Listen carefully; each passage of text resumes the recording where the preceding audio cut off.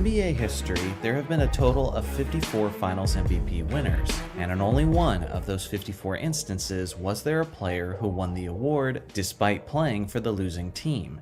That was the first Finals MVP, which was Jerry West in 1969. Jerry certainly earned the award as he was clearly the best player over the course of the series, averaging close to 40 points per game. But ever since that one instance, the NBA has changed its method on selecting the Finals MVP winner, strictly giving the award to players on the winning team.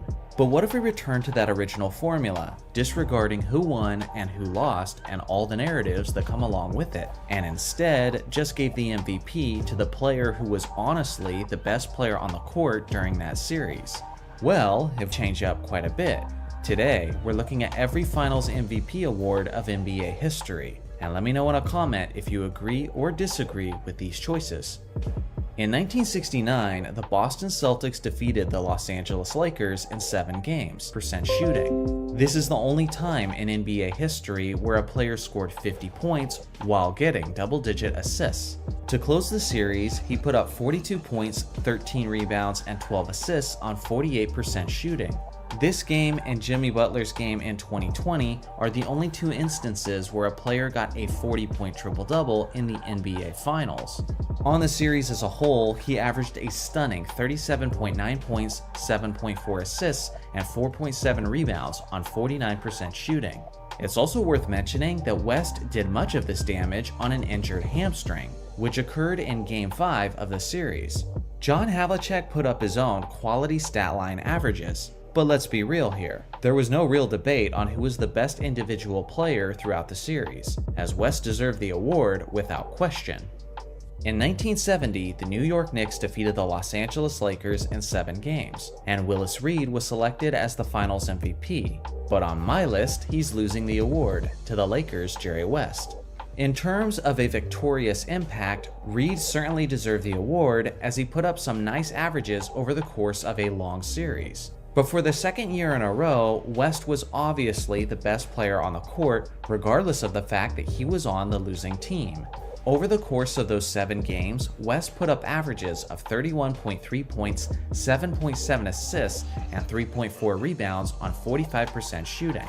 He led all Lakers players in points, assists, and minutes, as he was clearly the main reason why the series went 7 games, regardless of the well-rounded team effort of the championship-winning Knicks. In 1971, the Milwaukee Bucks swept the inferior Baltimore Bullets, and Kareem Abdul-Jabbar was named the Finals MVP, and he's certainly keeping the award, as he was clearly the best player throughout the series.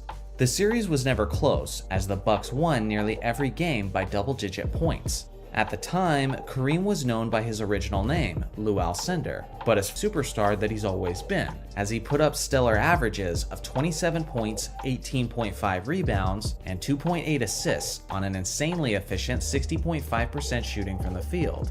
Oscar Robertson was his usual self, as he contributed significantly in many ways offensively.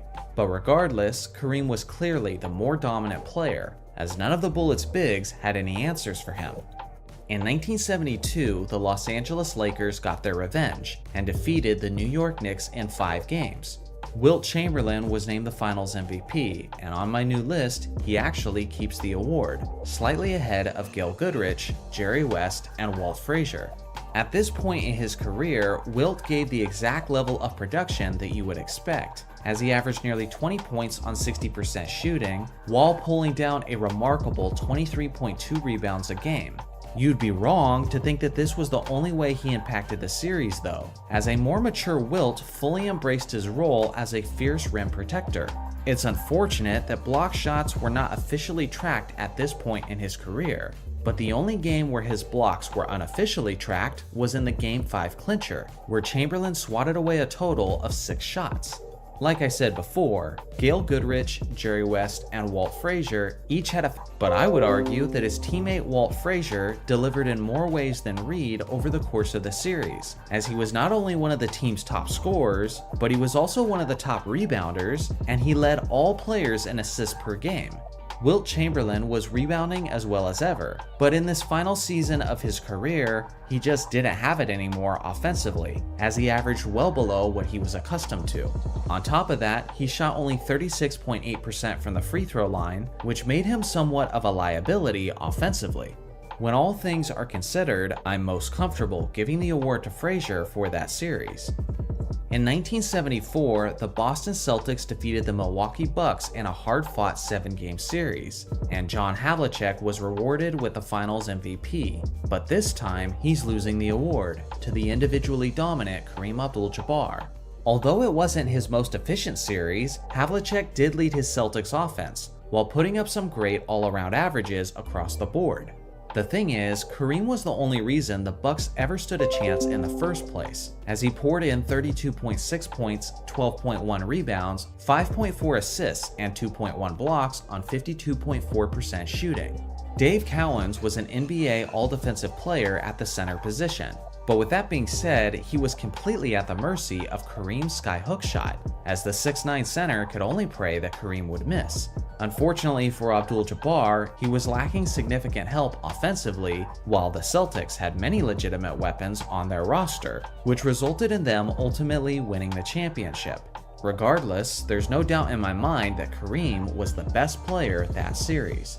In 1975, the Golden State Warriors swept the Washington Bullets, and the high-scoring Rick Barry was selected as the Finals MVP. And on this list, he keeps the award, well ahead of Washington's Elvin Hayes. This was actually a pretty low-scoring series overall, as both teams averaged below 100 points per game. But don't tell that fact to the Warriors' small forward, Rick Barry, as he was the one exception of a player who exploded offensively. Over the course of the 4 games, Barry averaged 29.5 points, 5 assists, 4 rebounds, and a whopping 3.5 steals on 44.4% shooting from the field. I have to take a moment to praise his astonishing pickpocket skills, as his 3.5 steals per game average is the most ever in an NBA Finals series, and second place isn't even close. Elvin Hayes certainly did his job in terms of securing the boards, but he was nowhere close to the level of impact that Barry had on both sides of the court, which is why he's the obvious winner for these finals. In 1976, the Boston Celtics defeated the Phoenix Suns in 6 games, and the Celtics point guard JoJo White was named the Finals MVP, but on my list, he loses the award to his teammate Dave Cowens. JoJo White certainly had some attention-grabbing performances throughout the series, like in Game 5, when he played a total of 60 minutes in a triple overtime victory where he dropped 33 points, 9 assists, and 6 rebounds on 52% shooting. He was the standout performer in a contest that was considered for a while as the greatest game ever played. That was a major factor in why the voters ultimately selected him. The thing is, he had some real stinkers as well, like in Game 2 when he shot only 2 of 12 from the field, and in the clinching game, he was only 5 of 15. Not only did Cowens average nearly as many points over the course of the series, but he was also way more efficient. Along with that, Cowens led all players in rebounds by a significant margin, which was a huge factor in the Celtics winning that series. When you consider the series as a whole, I definitely think the voters got it wrong on this one. In 1977, the Portland Trail Blazers defeated the Philadelphia 76ers in 6 games, and Bill Walton was named the Finals MVP. As incredible as he was, Walton is losing the award to the more individually dominant Julius Erving. When healthy, which wasn't very often, Bill Walton was one of the greatest centers to ever play the game of basketball, as he could hurt you in so many ways, whether it be his finesse scoring, his underrated passing, his solid rebounding, or his fantastic rim protection. All of those aspects were present throughout this series, as he averaged these numbers throughout the 6 games. Considering the fact that the Blazers won the series, I don't have a problem with him being chosen as the MVP. But if we're being honest about who was actually the best player that series, it had to have been the Doctor, as he appeared to be in his prime shape. Many people view Julius Erving as the Michael Jordan before there was a Michael Jordan, and he certainly played like it this series, as he averaged 30.3 points, 6.8 rebounds, 5 assists, 2.7 steals, and 1.2 blocks, on an extremely efficient 54.3% from the field. He easily led the 76ers in points, efficiency, assists, and steals, while playing the most amount of minutes.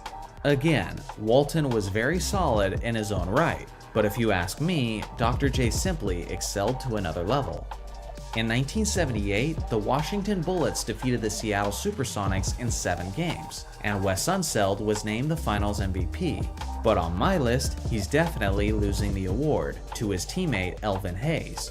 This was the series that truly convinced me that the voters were weird in the 1970s.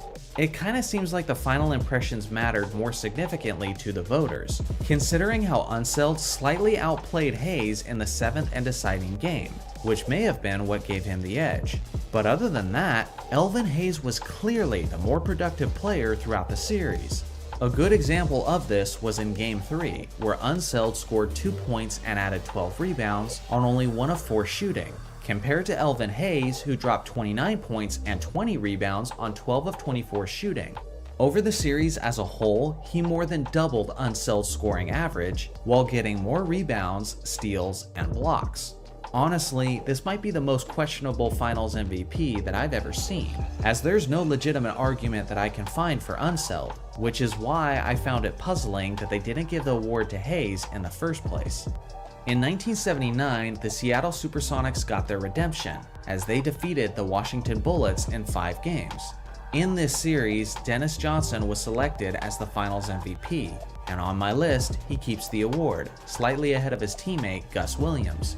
Dennis Johnson did a little bit of everything for his Sonics in this series, as he put up 22.6 points, 6 rebounds, 6 assists, 1.2 steals, and 2.2 blocks on 45.9% shooting. Despite his well-rounded play, Johnson wasn't actually the team's #1 scoring option, which was his teammate Gus Williams. Williams was the starting point guard, and he averaged an efficient 29 points per game over the course of the series. The thing is, that's about the only area where he excelled over Johnson, as DJ operated as the floor general. Just like Johnson's future days with the Celtics, he was known as a great defensive player in Seattle, and was consistently frustrating the Washington Bullets offense, with his smothering on-ball defense and with his underrated shot blocking. When you look at the complete body of work, Johnson was certainly the more deserving player, regardless of the fact that he was only the second scoring option. In 1980, the Lakers won the championship over the Philadelphia 76ers in 6 games, and the rookie, Magic Johnson, was named the Finals MVP, and on this new list, he keeps the award, barely ahead of Kareem Abdul-Jabbar. It was a very hard-fought series, with most games finishing with a single-digit deficit. Kareem famously got injured in the 5th game in the series, which resulted in Magic Johnson starting at center for Game 6, and what ensued was arguably the greatest individual performance in NBA. Again, you could definitely argue that Kareem was the stronger force when he was available, but regardless of the voting style, it's hard for me to take the award from a great player who was impactful throughout the entire series and not just most of it. In 1981, the Boston Celtics defeated the Houston Rockets in 6 games, and Cedric Maxwell was named the Finals MVP. But on this new list, he loses the award to Larry Bird. Generally, basketball fans don't talk about this series all that much, but back in the day, this was one of the more controversial Finals MVPs that the league had seen. Cedric "Cornbread" Maxwell is one of the more underappreciated players of league history, and he certainly had a tremendous impact on the series as he put up 17.7 points, 9.5 rebounds, and 2.8 assists on 56.8% shooting. He was definitely the best player in the crucial 5th game, and he slightly outscored Larry over the course of the series while being much more efficient. But with that being said, I'm still surprised they gave him the award since Larry was the more impactful player in pretty much every other aspect. On the series, Bird put up averages of 15.3 points, 15.3 rebounds, 7 assists, and 2.3 steals on 41.9% shooting. One of the most crucial factors heading into this series was which team was going to win the Battle of the Boards. The Rockets may have been seen as favorites to win that category, but the Celtics ultimately won that battle in the finals, and the player who deserves the most credit for that is easily Larry Legend, who even nearly out-rebounded one of the greatest rebounders ever, Moses Malone. If that doesn't tell you how impactful Bird was on the boards, then absolutely nothing will. On top of that, he was easily the best distributor and the best pickpocket throughout the series, as he led both teams in both assists and steals. Again, not trying to take any credit away from the underrated Maxwell, but sometimes the most obvious and 8 assists and 2.5 steals on 53.3% shooting. Dr. J and Andrew Toney gave it their best shot and were able to keep the series competitive with their solid production, but ultimately, Magic was just too much as he controlled the game in several aspects and easily led all players overall in rebounding. In 1983, the 76ers got their revenge and swept the Los Angeles Lakers. Moses Malone was the finals MVP, and on this new list, he's keeping the award, ahead of the Lakers' Magic Johnson. The 83 76ers are considered as one of the greatest teams of NBA history, and Moses was clearly the best player on that squad. Over the 4-game series, the big man averaged 25.8 points, 18 rebounds, 2 assists, 1.5 steals, and 1.5 blocks on 50.7% shooting. The only one who came close to rivaling his production was Magic Johnson, but the impact wasn't anywhere close as no one on either team averaged half as many rebounds as Moses did that series to go along with everything else he did to win those contests. In 1984, the Boston Celtics defeated the Los Angeles Lakers in 7 games, and Larry Bird was named the finals MVP, and he's keeping the award ahead of Magic Johnson. It's worth appreciating that even when Magic doesn't win the award, he's usually the runner-up. This is famously a series that he would love to forget, as he made critical errors down the stretches of games that briefly earned him the nickname Tragic Johnson. Despite this being one of his worst memories as a pro, he was actually quite solid throughout the majority of the series, as he put up 18 points, 13.6 assists, 7.7 rebounds, and 2 steals on 56% shooting. Regardless, the correct choice was Bird, even in the specific MVP format, as Larry poured in 27.4 points, 14 rebounds, 3.6 assists, and 2.1 steals on 48.4% shooting. Scoring in the high 20s are what you would expect from a prime Larry Bird, but I honestly believe that the most underappreciated part of Larry Bird's game was his remarkable rebounding. Well, maybe that and his defense. Once again, Bird controlled the boards as he led all players in rebounding with 14 per game, and not a single Laker averaged as many as 9 per game. His defensive impact also went under the radar, but he played solid man-to-man defense and led all players in steals with 2.1 per game.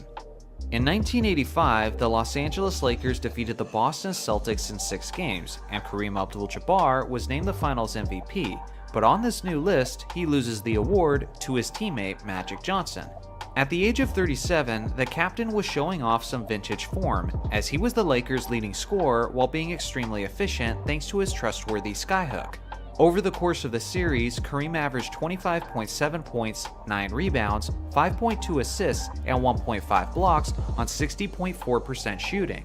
When it comes to awards like this, scoring the basketball is often the most romanticized aspect with the voters.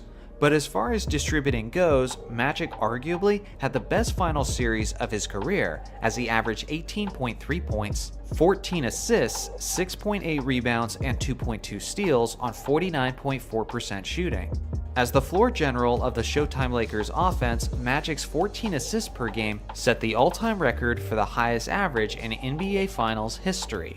The only other Finals averages that come close were also achieved by Magic. Even Kareem's success this series was in large part because of Magic's ability to give him the best opportunities. Simply put, not only was Magic arguably the most productive player this series, but he was also clearly the engine that made the Lakers' high-octane offense work. In 1986, the Boston Celtics defeated the Houston Rockets in 6 games, and Larry Bird was named the finals MVP, and he's keeping the award ahead of Hakeem Olajuwon and ahead of his teammate Kevin McHale. Many believe the '86 Celtics are the greatest team of all time, and leading that group was the league MVP Larry Bird, who somehow got even better in these NBA Finals as he put up 24 points, 9.7 rebounds, 9.5 assists, and 2.7 steals on 48.2% shooting. He was just slightly shy of the first triple-double average of NBA Finals history, and once again, Bird led every player in steals, consistently proving his value on defense. Mikhail and Olajuwon had their own impressive performances in the finals, but simply put, Bird was on another level this series and easily secured the award. In 1987, the Los Angeles Lakers defeated the Boston Celtics in 6 games, and Magic Johnson was named the Finals MVP, and he's keeping the award ahead of his rival Larry Bird. I think it's pretty clear that this was the best all-around finals performance of Magic Johnson's career, as he not only had the most iconic play, but he led his entire team in scoring, rebounding, assists, and steals, while having ridiculous efficiency splits. On the series as a whole, he averaged 26.2 points, 13 assists, 8 rebounds, and 2.3 steals on 54.1% shooting.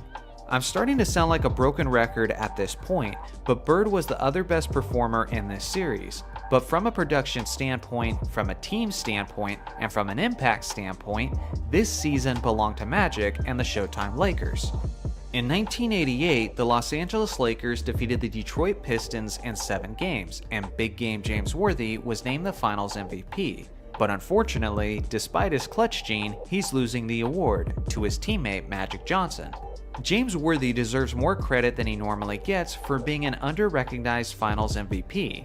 But something that helped him win that award was the powerful lasting impression he made in the deciding 7th game, where he dropped 36 points, 16 rebounds, and 10 assists on 68% shooting. Although he may have had the best individual game, which just happened to be the most crucial game, it seemed pretty clear that Magic was the best player overall throughout the vast majority of the series. On the series as a whole, Worthy put up 22 points, 7.4 rebounds, and 4.4 assists on 49.2% shooting. Now compare that to Magic, who put up 21.1 points, 13 assists, 5.7 rebounds, and 2 steals on a much more efficient 55% shooting. Maybe voter fatigue played a role, considering how Magic got his hands on several of these awards at this point, but outside of the big game narratives and based purely on who was the better player, Magic seemed to be the more deserving candidate. In 1989, the Detroit Pistons swept the Los Angeles Lakers, and the underrated Joe Dumars was named the Finals MVP, and he's keeping the award ahead of his teammate Isaiah Thomas. The series was never really close, as Kareem was just a shell of his former self, and Magic's hamstring injury caused him to miss a significant amount of time, including all of Game 4.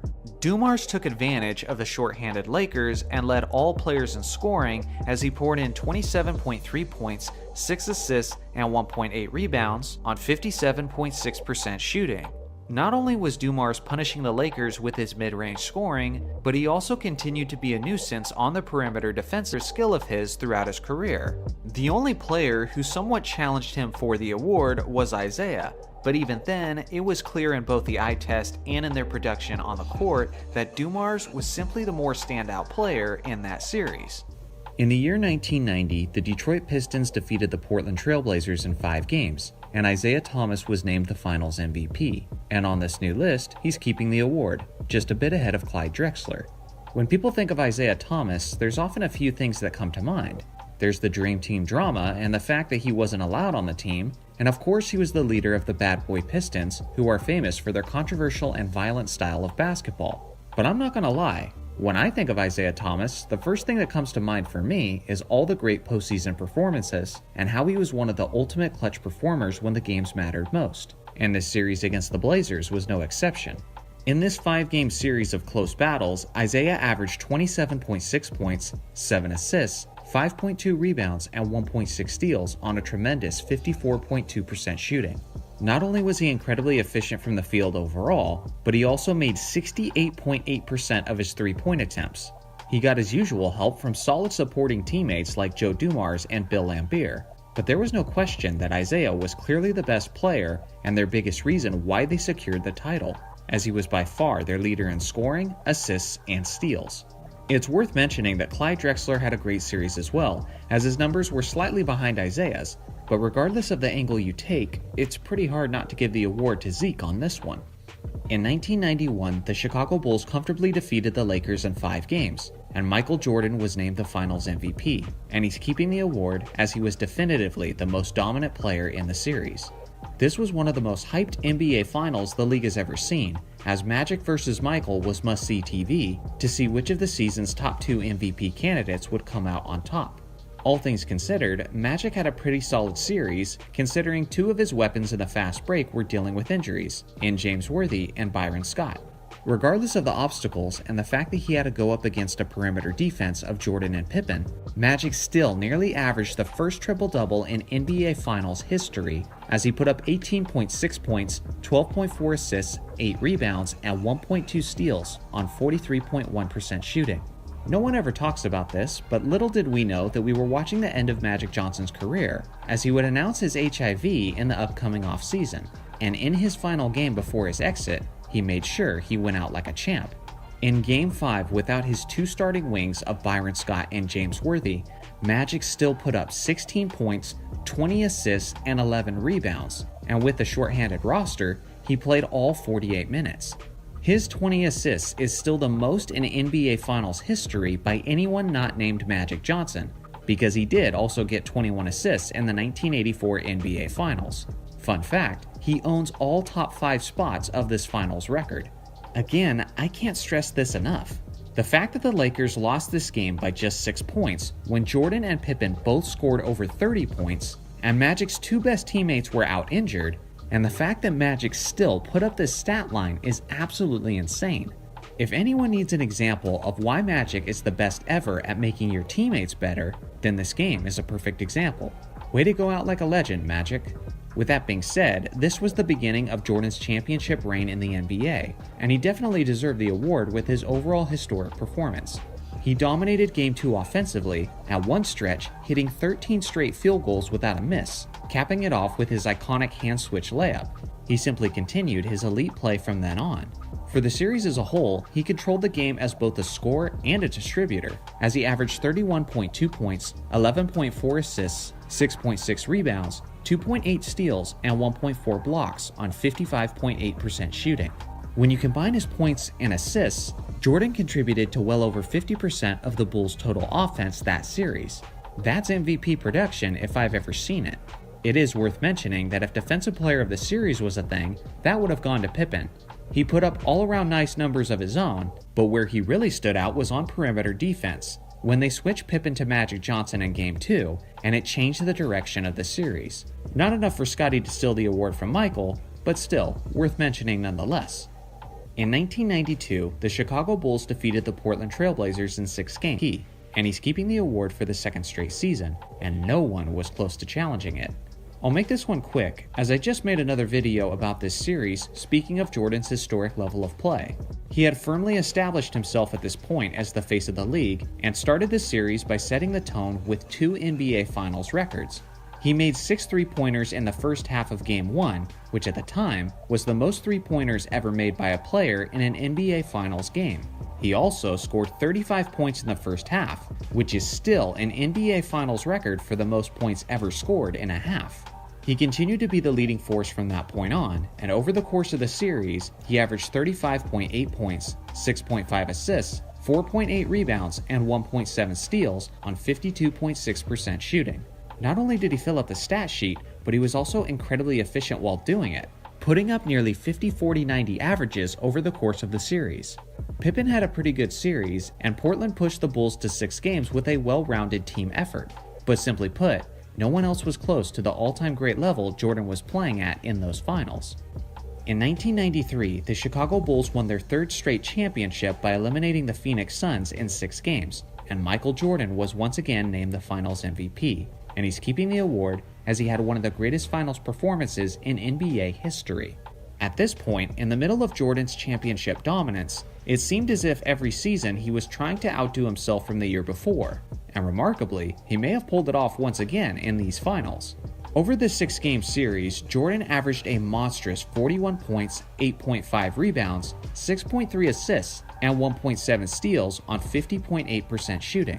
With his 41 points per game, his scoring made up 38.4% of the Bulls' total offense over the series. That's the highest percentage of points by a single player in NBA Finals history. Charles Barkley had a great series of his own, with numbers that would likely win the award just about any other season. But as Barkley said in The Last Dance, there's no shame in losing to the fastest gun, and there may not have been any gun faster than Jordan in the 1993 NBA Finals. In 1994, the Houston Rockets defeated the New York Knicks in 7 games, and Hakeem Olajuwon was named the Finals MVP, and he's keeping the award as he was clearly the best player on both ends of the court. The 31-year-old Hakeem was so skilled and continued his playoff theme of vanquishing any opposing center that would challenge him. Hakeem was the leading scorer in each of the 7 games of the series, as he put up 26.9 points, 9.1 rebounds, 3.6 assists, and 3.9 blocks on 50% shooting. He did all of this while locking up the Hall of Famer Patrick Ewing on the other end, who was held by Hakeem to under 20 points per game in the series and an awful 36.3% from the field. It was one of the few championships of basketball history where the winning team had only one All-Star, but when you consider how Olajuwon dominated each game in a variety of ways, it kind of makes sense why that's the case. In 1995, the Houston Rockets repeated as champions as they swept the Orlando Magic out of the finals in 4 games, and he's keeping the award again as he continued to prove himself as one of the all-time greats. For the second straight finals, Hakeem led every single game in scoring, and it didn't matter which center defended him in his prime, whether it was Patrick Ewing, David Robinson, or in this case, a young Shaquille O'Neal. Hakeem had the one-of-a-kind skills, talent, and footwork to score basically at will over each of them. On the series, he put up 32.8 points, 11.5 rebounds, 5.5 assists, 2 steals, and 2 blocks on 48.3% shooting.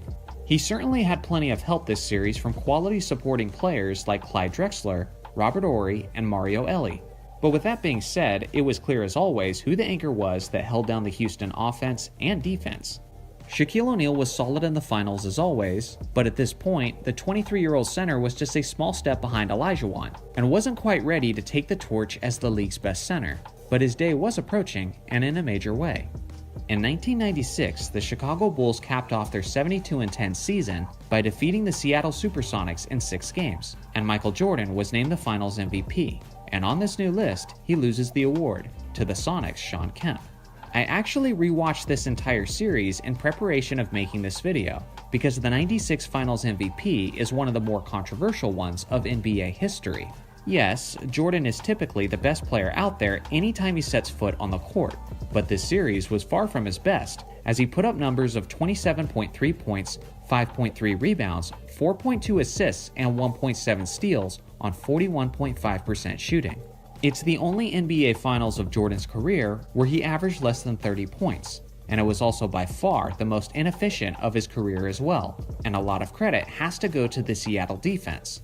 Jordan's numbers and impact on the game's biggest stage would look pretty good if it came from just about any other player, but because it's Jordan, his standards are set so much higher, especially in the finals, so in that context, it was a bit underwhelming. Now some have used this to say that Dennis Rodman should have been named the 96 Finals MVP, and don't get me wrong, he certainly was valuable, as he averaged 7.5 points, 14.7 rebounds, and 2.5 assists on 48.6% shooting. In Game 2, he was especially impactful, as 11 of his 20 rebounds were offensive rebounds, which is still tied with Elvin Hayes for the most offensive rebounds in an NBA Finals game. One of the big lasting impressions was the final game of the series, where Jordan was the team's leading scorer, but he only shot 5 of 19 from the field, while Rodman pulled down 19 rebounds, and again, 11 of those were offensive rebounds.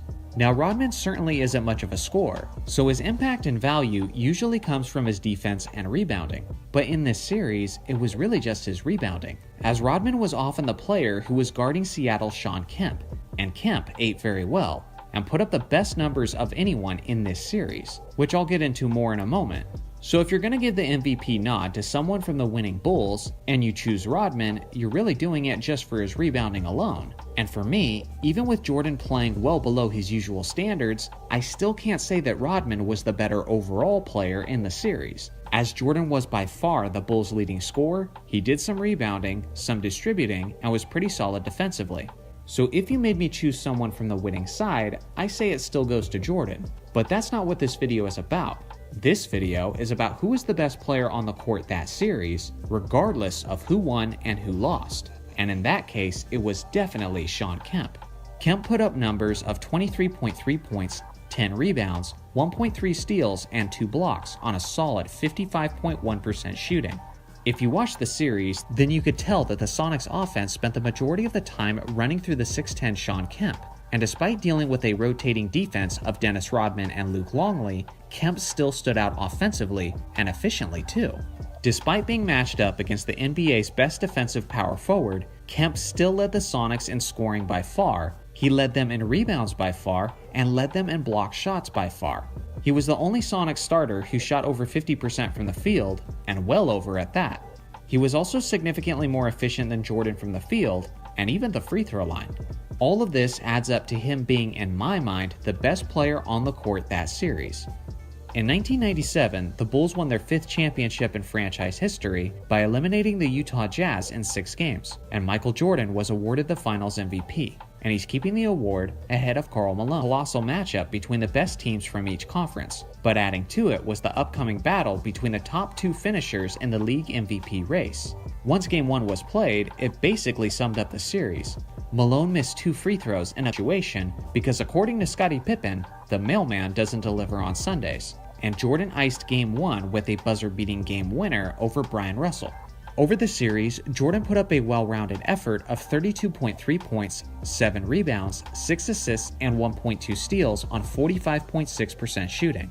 In a losing effort, Malone was probably the greatest challenger to Jordan for the award, but he was significantly less efficient from the field and the free throw line.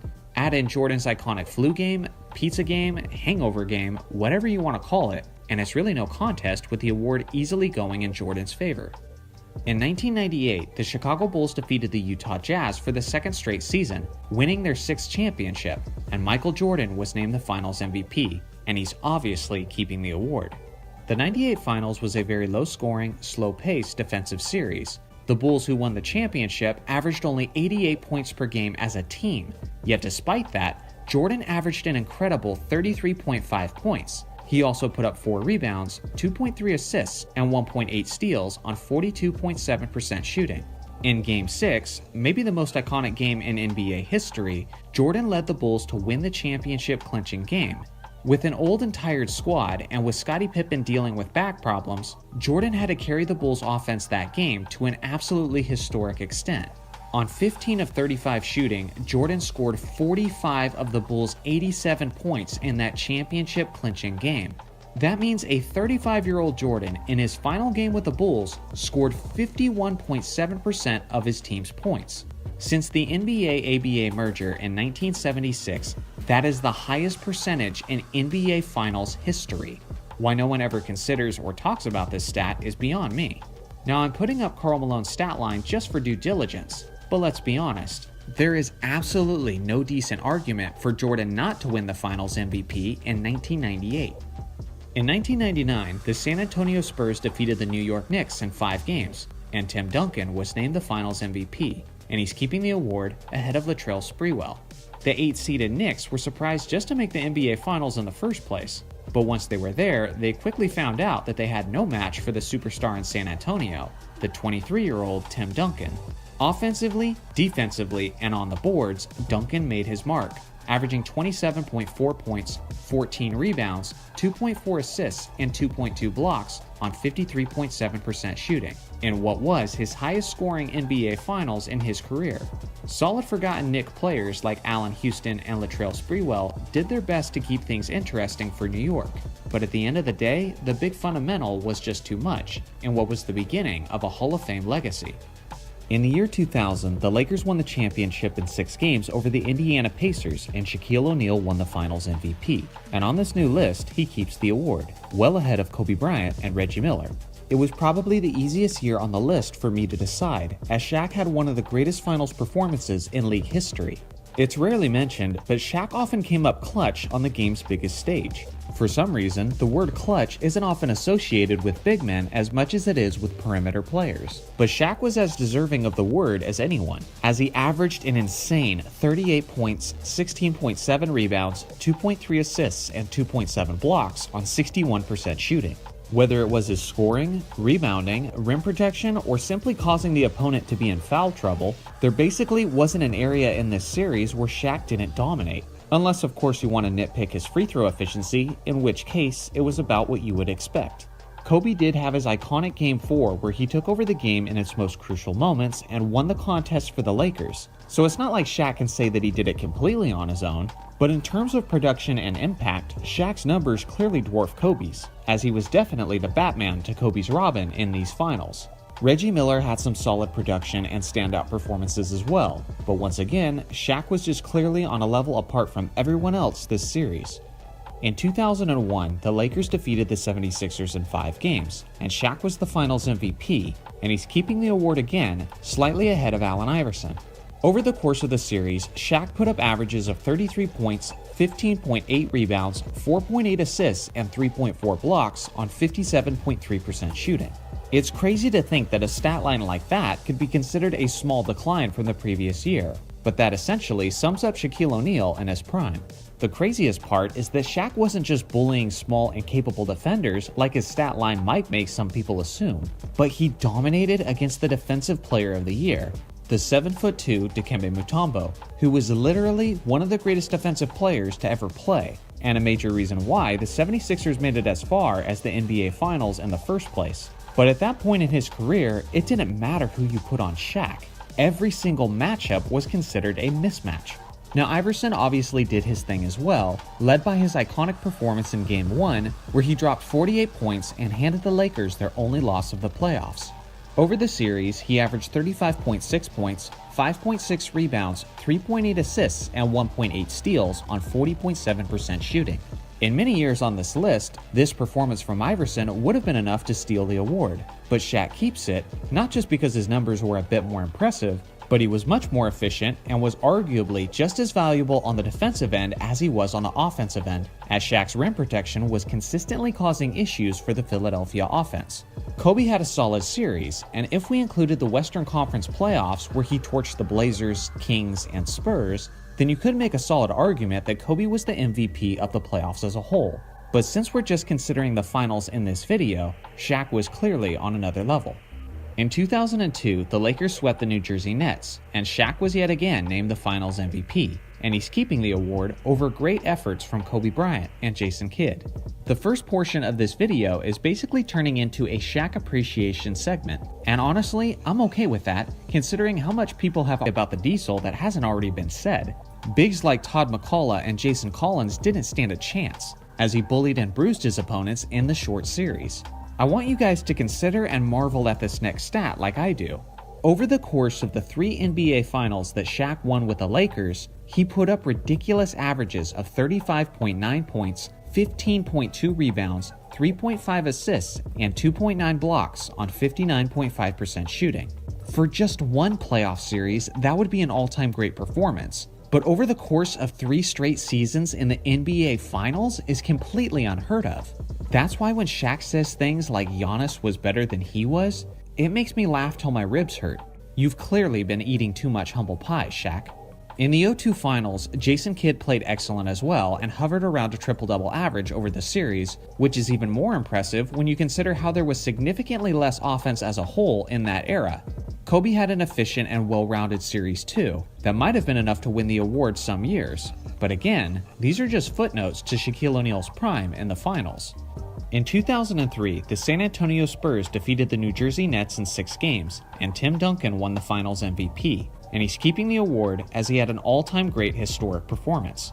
The 2003 finals was the first year in a while without the Shaq and Kobe Lakers. Instead, the team representing the Western Conference was the San Antonio Spurs, who despite their talent and team play, were considered as one of the most boring teams to watch in the entire league. Due to this, the 2003 NBA Finals had some of the worst television ratings in finals history, which is really unfortunate because every basketball fan should have witnessed the great Tim Duncan at his best. In this series, he put up a monstrous 24.2 points, 17 rebounds, 5.3 assists, and 5.3 blocks on 49.5% shooting. The Nets had no answer for him anywhere on the court, as he started off the series in Game 1 with 32 points, 20 rebounds, 6 assists, and 7 blocks in a 12-point victory. But the way he closed out the series was arguably even more impressive. In Game 6, he had 21 points, 20 rebounds, 10 assists, and 8 blocks, nearly getting the historic quadruple-double. But there's actually some controversy tied to this game. I can pretty confidently say that the statisticians incorrectly missed 2 block shots that should have gone to Duncan. The first was treated simply as a deflection, but you can clearly see in the video that the offensive player was in the act of shooting, so this should have been a blocked shot. The other instance is where David Robinson and Tim Duncan both contested a shot, and David Robinson was credited with the block. But when you look at the replay, Duncan probably should have got this one as well, as he clearly had his hand on the basketball first. In the history of the NBA, there have only been 4 players to ever officially achieve the quadruple-double. But if the stats had been calculated correctly, Duncan would have been the 5th, and also the only player to ever do it in playoff history. And the fact that he did it in the championship clinching game is absolutely mind-boggling. Jason Kidd did have a pretty good series, but who are we kidding? No one was close to Tim Duncan in these finals. In 2004, the Detroit Pistons defeated the Los Angeles Lakers in 5 games, and Chauncey Billups was named the Finals MVP. And now, on this new list, he loses the award to Shaquille O'Neal. Billups, or as he's also known as Mr. Big Shot, had a fantastic series, averaging 21, 3, and 5 on 51% shooting. With that being said, the Pistons defeating the Lakers was a complete team effort, as they had 5 players who averaged over double-digit scoring, while the Lakers had just 2. Even though the Lakers were dismantled by Detroit's complete team effort, there was no question that the best individual player regardless of outcome was Shaquille O'Neal, as he put up 26.6 points, 10.8 rebounds, and 1.6 assists on 63% shooting. Ben Wallace did an excellent job of containing Shaq and keeping him from having an all-time great finals like he had in previous years, but still, Shaq was able to stand out. Kobe has been criticized in years past for this performance, and deservedly so, especially in terms of his poor efficiency, as he shot only 38% on the series. Many have said that he was forcing the issue and appeared as if he had predetermined that he was going for the Finals MVP. And honestly, as a Lakers fan who watched every game that year closely, that's what I saw as well. He was forcing a high number of shots, and the offense wasn't running through Shaq as much as it had in years past. And despite Kobe shooting a poor 38% to Shaq's 63%, Kobe still shot the ball nearly 30 more times than Shaq did that series. I say this as the ultimate Kobe fan, but he was a major reason why they lost this series, as the offense should have ran more through Shaq, who was definitely the best player specifically in that series, and who would have stood out even more with the appropriate amount of touches. In 2005, the Spurs defeated the Pistons in 7 games, and Tim Duncan won the Finals MVP, and he's keeping the award slightly ahead of Chauncey Billups. Duncan's performance wasn't quite on the same level as his 2003 Finals, but he was still relatively dominant as he averaged 20.6 points, 14.1 rebounds, 2.1 assists, and 2.1 blocks on 41.9% shooting. It certainly wasn't his most efficient series, but that had a lot to do with it being a very defensive series between 2 of the best defensive teams in the league. Chauncey Billups certainly made it interesting with his stat line of 25 and 6 on 43.4% shooting, but Duncan keeps the edge thanks to his elite rebounding and his incredible defense. In 2006, the Miami Heat defeated the Dallas Mavericks in 6 games, and Dwayne Wade was named the Finals MVP, and he's easily keeping the award. After being down 0-2 in the series, Wade put his Miami teammates, including an aging Shaq, on his back, and put up strong numbers of 34.7 points, 7.8 rebounds, 3.8 assists, and 2.7 steals on 46.8% shooting. Shaq, on the other hand, only put up a modest 13 and 10, and people forget how Dirk Nowitzki was building a negative reputation for himself as a star player who couldn't come through when it mattered most. Sure, he averaged about 22 and 10, but he also shot an extremely poor 39% from the field. The 2011 NBA Finals truly saved Dirk's legacy. All that goes to say is that Wade keeps it, as he was running essentially unopposed in this MVP race. In 2007, the Spurs swept the Cavaliers and Tony Parker was named the Finals MVP, and he's keeping the award ahead of Tim Duncan and LeBron James. It probably sounds outlandish to suggest that Tony Parker was the best in any series that includes all-time greats like Tim Duncan and LeBron James. But the truth is, Tony had his moments, and many have forgotten just how great he was in his prime. In the series, Parker put up 24.5 points, 5 rebounds, and 3.3 assists on 56.8% from the field. Considering how both teams averaged around 80 points on around 40% shooting, Parker's extremely efficient 25 points per game appear even that much more impressive.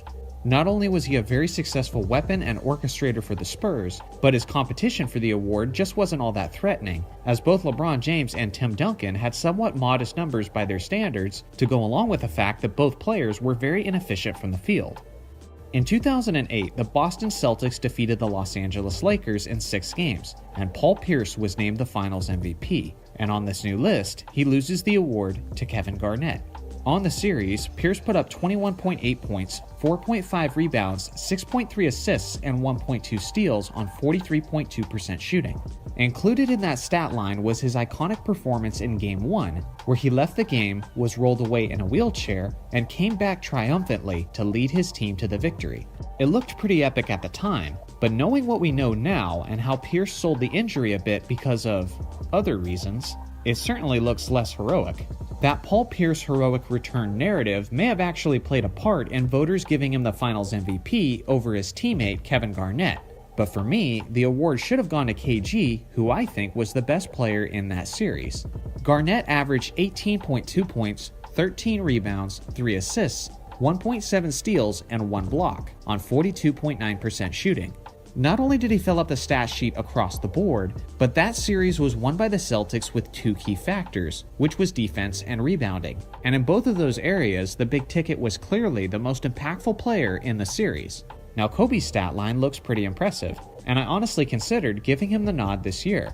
But unfortunately, he was the most inefficient from the field out of all the All-Stars in this series. And in the elimination game where the Lakers lost by 39, he kind of disappeared, as he scored just 22 points on only 31.8% shooting.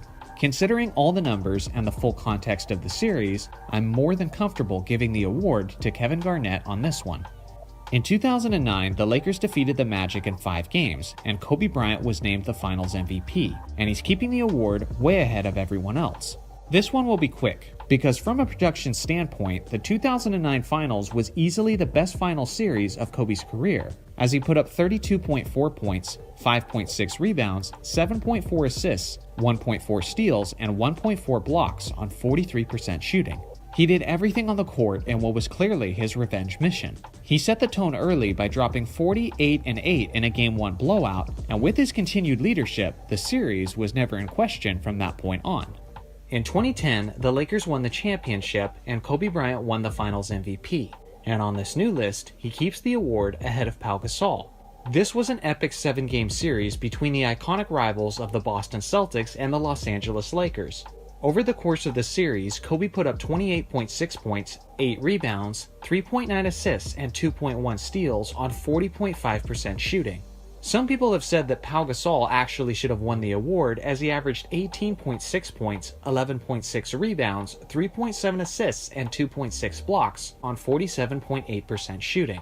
Kobe may have been slightly less efficient, but 10 points is no small margin, and Kobe was also a major reason for Ray Allen struggling during that series, as Allen shot only 36.7% on just 14 points per game. Some have criticized Kobe's lack of efficiency this series, but usually those that do that didn't actually watch that series, because that's a take that's severely lacking context. The 2010 Finals was one of the most physically intense playoff series of NBA history. And yes, I mean including all eras of NBA history. Both teams knew heading into that matchup that defense and rebounding were going to be of the utmost importance. Along with that, it was clear the referees made a point to put away their whistles and let the players be the ones who decided the outcome of the series. Due to this, both teams were below league average efficiency, as the Lakers as a whole shot 41.8% and the Celtics shot 43.3%. It was also very low scoring, as the Lakers averaged 90 points and the Celtics averaged 87. With all of this being said, now Kobe's efficiency appears completely free of criticism as his stat line appears even more impressive. He was clearly the MVP these finals. In 2011, Dirk Nowitzki won the finals MVP as he led his Dallas Mavericks to defeat the Miami Heat, and on this new list, he loses the award to Dwayne Wade. I know. Initially this sounds blasphemous to suggest the award should go to someone other than Dirk. And honestly, I'm okay with Dirk getting the MVP as a reward for leading his team to the championship. But that's not what this video is about. This video is about who is literally the best player on the court that series, and in this case, it was definitely Dwayne Wade. Dirk put up 26 points, 9.7 rebounds, and 2 assists on only 41.6% shooting. Compare that to Wade, who led all players in scoring, putting up 26.5 points, 7 rebounds, 5.2 assists, 1.5 steals, and 1.5 blocks on 54.6% shooting, filling up pretty much every spot on the stat sheet. People need to remember that it wasn't just Dirk single-handedly carrying the Mavericks in the finals, but they had several players who contributed in major ways, like the huge contributions from Jason Terry and Shawn Marion. It was a complete team effort that won the Mavericks that championship, not just Dirk.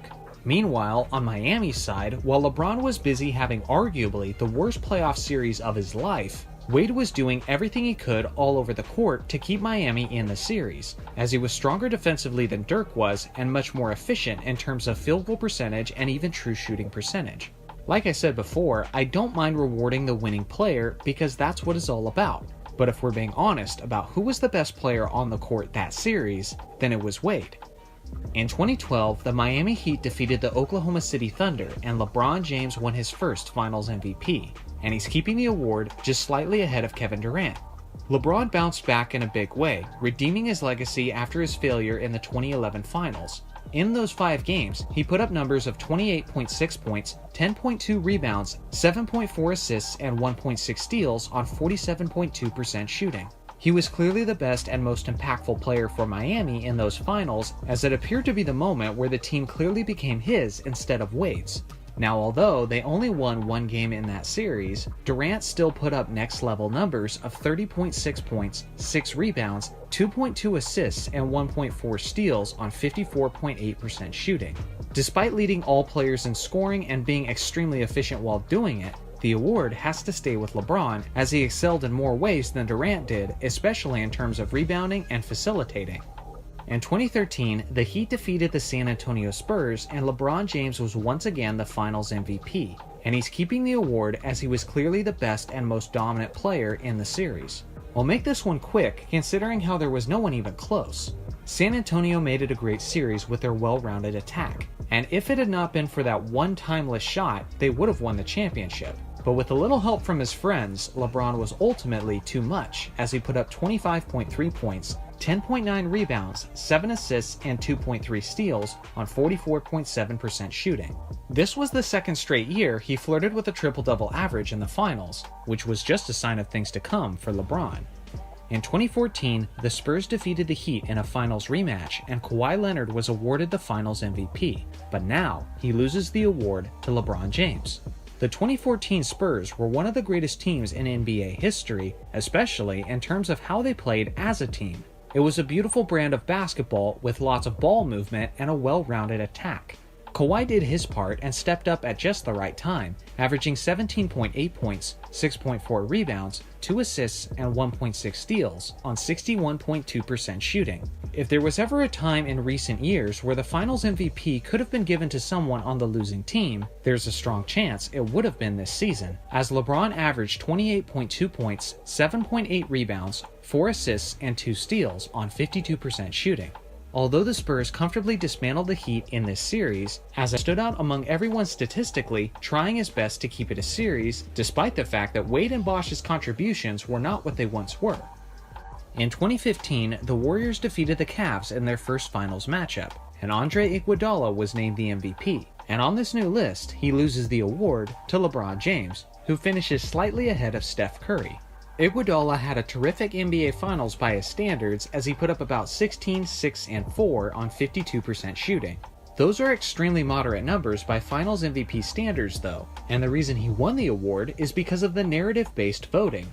Andre did a solid job of containing LeBron, as James shot only 39.8% for the series. With that being said, LeBron still averaged more than 35 points per game and had a strong series all around.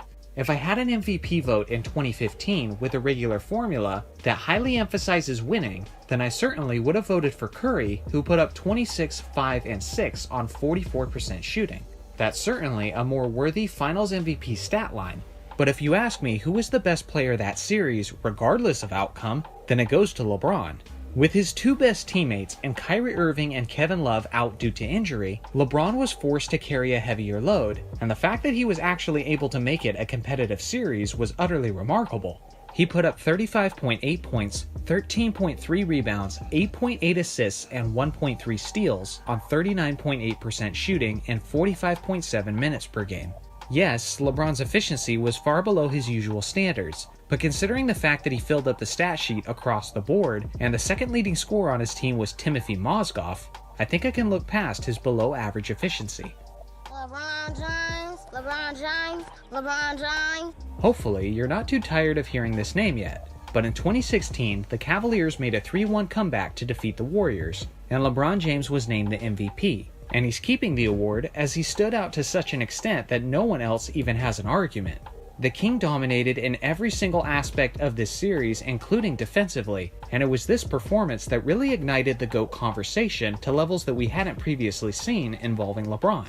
In this epic 7-game series, he averaged 29.7 points, 11.3 rebounds, 6.9 assists, 2.6 steals, and 2.3 blocks on 49.4% shooting. Not only did he fill up every area of the stat sheet, but LeBron led both teams in every major statistical category. No one averaged more points, or rebounds, or steals, or blocks than LeBron did in that series. Truly one of the greatest playoff performances of all time. In 2017, the Warriors defeated the Cavs in 5 games, and Kevin Durant was named the Finals MVP. And on this new list, he's keeping the award, just barely ahead of LeBron. From a team perspective, this wasn't even close, as the overpowered Warriors destroyed the Cavs, just like they did with everyone else they faced in the playoffs. Despite the beatdown, LeBron made it as close as he could on an individual level, as he averaged 33.6 points, 12 rebounds, 10 assists, and 1.4 steals on 56% shooting. This triple-double average is still the only triple-double average in NBA Finals history. It was still not enough to take it away from Durant, though, who not only demoralized the Cavs with numerous clutch shots, but efficiently dominated all around, putting up 35.2 points, 8.2 rebounds, 5.4 assists, and 1.6 blocks on 55% shooting. He also had a 50-40-90 series, and a monstrous one at that, with averages of 55% from the field, 47% from 3, and 93% from the free throw line. Although KD keeps it in my book, it wasn't an easy choice, and I'm curious to hear who you think was the better player in the 2017 Finals. In 2018, the Warriors swept the Cavs, and Kevin Durant was named the Finals MVP, and he's keeping the award again, just barely ahead of LeBron James. Ever since 2011, even in the years that LeBron lost, he had a solid argument for being the best player on the court, and this series was no exception, as he averaged 34, 8, and 10 on 52% shooting. But there's a reason why Durant was heating up the best player conversation during these years, and it was because of performances like this, as he put up 28.8 points, 10.8 rebounds, 7.5 assists, and 2.3 blocks on 52.6% shooting. This was his second straight finals with 50-40-90 percentages, as he shot 52% from the field, 41% from 3, and 96% from the free throw line. Now, given the quality of each star's supporting cast, you could certainly make the argument that if they had switched places, LeBron's numbers and efficiency would have been much better. But with that being said, those are all hypotheticals that we'll never know the real answer to. From what we actually saw on the court that series, Durant gets the small edge. In 2019, the Raptors defeated the injury-laden Warriors in 6 games, and Kawhi Leonard was named the Finals MVP, and he's keeping the award slightly ahead of Steph Curry. Kawhi continued his historic run through the playoffs, and he was solid in just about every aspect as he averaged 28.5 points, 9.8 rebounds, 4.2 assists, 2 steals, and 1.2 blocks on 43.4% shooting. With the absence of Kevin Durant and some time missed by Klay Thompson, Steph had to carry a heavier load in the championship series, and he did that to the tune of 30 points, 5 rebounds, and 6 assists on 41% shooting. Maybe there's an argument for Steph, but considering how Kawhi stood out both offensively and defensively while leading his team, I think he keeps the edge on this one. In 2020, the Los Angeles Lakers defeated the Miami Heat in 5 games in the Orlando bubble, and LeBron James was named the Finals MVP. And on my list, he keeps the award, ahead of his teammate Anthony Davis. Jimmy Butler definitely deserves a shout out for his incredible individual play throughout these finals. But regardless, the top 2 candidates on my list were on the Lakers. Both players were insanely efficient, as Anthony Davis had better than 50-40-90 percentages over the course of the series. With that being said, LeBron James nearly averaged a triple-double, while being more efficient from the field than Davis. LeBron was the top scorer by far. He averaged more assists than the Lakers' closest 2 players combined, and he even out-rebounded Davis as well, despite the difference in size and position. Although Davis played well enough to win the award in most years, LeBron was the clear choice for me on this one. In 2021, the Milwaukee Bucks defeated the Phoenix Suns in 6 games, and Giannis was named the Finals MVP, and he's definitely keeping the award. Simply put, Giannis was the best player this series by leaps and bounds, as he displayed one of the greatest finals performances that the league has ever seen. He scored at least 40 points in 3 out of the 6 games, including a 50-point explosion in the championship-clinching 6th game. On top of that, he was showing why he was a former Defensive Player of the Year winner, as he was continuously getting crucial stops whenever his team needed it. On the series as a whole, he averaged a marvelous 35.2 points, 13.2 rebounds, 5 assists, 1.2 steals, and 1.8 blocks on a tremendous 61.8% shooting. Chris Middleton had his own solid series, but even then, he wasn't even close, as Giannis made this selection one of the easiest choices of this entire massive video. In 2022, the Golden State Warriors eliminated the Boston Celtics in 6 games, and Steph Curry was selected as the Finals MVP, and he's keeping the award as he had what was likely the best Finals performance of his career. This series specifically was extremely tough on Klay Thompson, as he was struggling to find his shooting touch, as he shot only 35.6% over the course of the series. Due to this, it was even more crucial than usual that Curry excelled offensively, and he was clearly up to the challenge, as he averaged 31.2 points, 6 rebounds, 5 assists, and 2 steals on 48.2% shooting. If Curry doesn't play this series as if he's in his prime form, then the Celtics certainly would have won the finals. Fortunately for Steph, he secured his first Finals MVP, which rightfully destroyed one of the biggest narratives against his legacy. So what do you guys think? Which choices on my list do you disagree with? Let me know in the comment section below. Thanks for watching as always, make sure to like and subscribe for more basketball content, and I'll see you guys in the next video.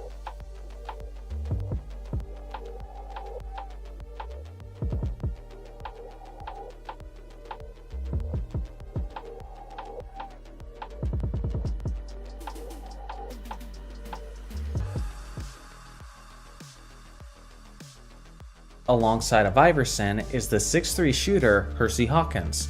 At his peak, he was averaging about 22 points in Philadelphia and was an All-Star in 1991. There's certainly more talented players that you could put in the number 2 spot, but something that's rather interesting about the 76ers franchise is that they don't have many all-time great 3-point shooters within their history. And this starting lineup will desperately need a perimeter shooter who can space the floor for the rest of the starting 5. Hawkins certainly fits that mold, as he hit 40.6% of his 3-point attempts in his days in Philly. The player starting at small forward is one of the easiest choices of the entire list, and it's the man known as the Doctor, Julius Erving. This 6'7" wing was simply one of the greatest above-the-rim finishers of all time. Much of his prime years were in the ABA, but even as a 76er, Dr. J was a league MVP and an NBA champion. Honestly, not much elaborating should be necessary for this selection. Starting at power forward is the round mound of rebound, Charles Barkley. I understand he got his lone MVP in 1993 with the Phoenix Suns, but if you ask me, the best and most dominant version of Charles was actually in Philly, as he was at his peak athletically and was a terrifying combination of speed and power. He was a monstrous scorer who was always among the league leaders in rebounds while shooting consistently around 60% from the field. Now, picking the starting center is actually a little tough, as it's easily the most stacked position within the 76ers organization. But for me personally, I gotta go with the incredible Wilt Chamberlain, and specifically, I'm thinking of the 1967 and 1968 version that was nearly leading the league in scoring, assists, rebounds, and efficiency all at the same time. This unselfish and more selective version of Chamberlain would mesh together beautifully with this incredibly strong starting five. So now let's look at the second unit. Coming off the bench at point guard would be the 6'1" Hall of Famer Maurice Cheeks.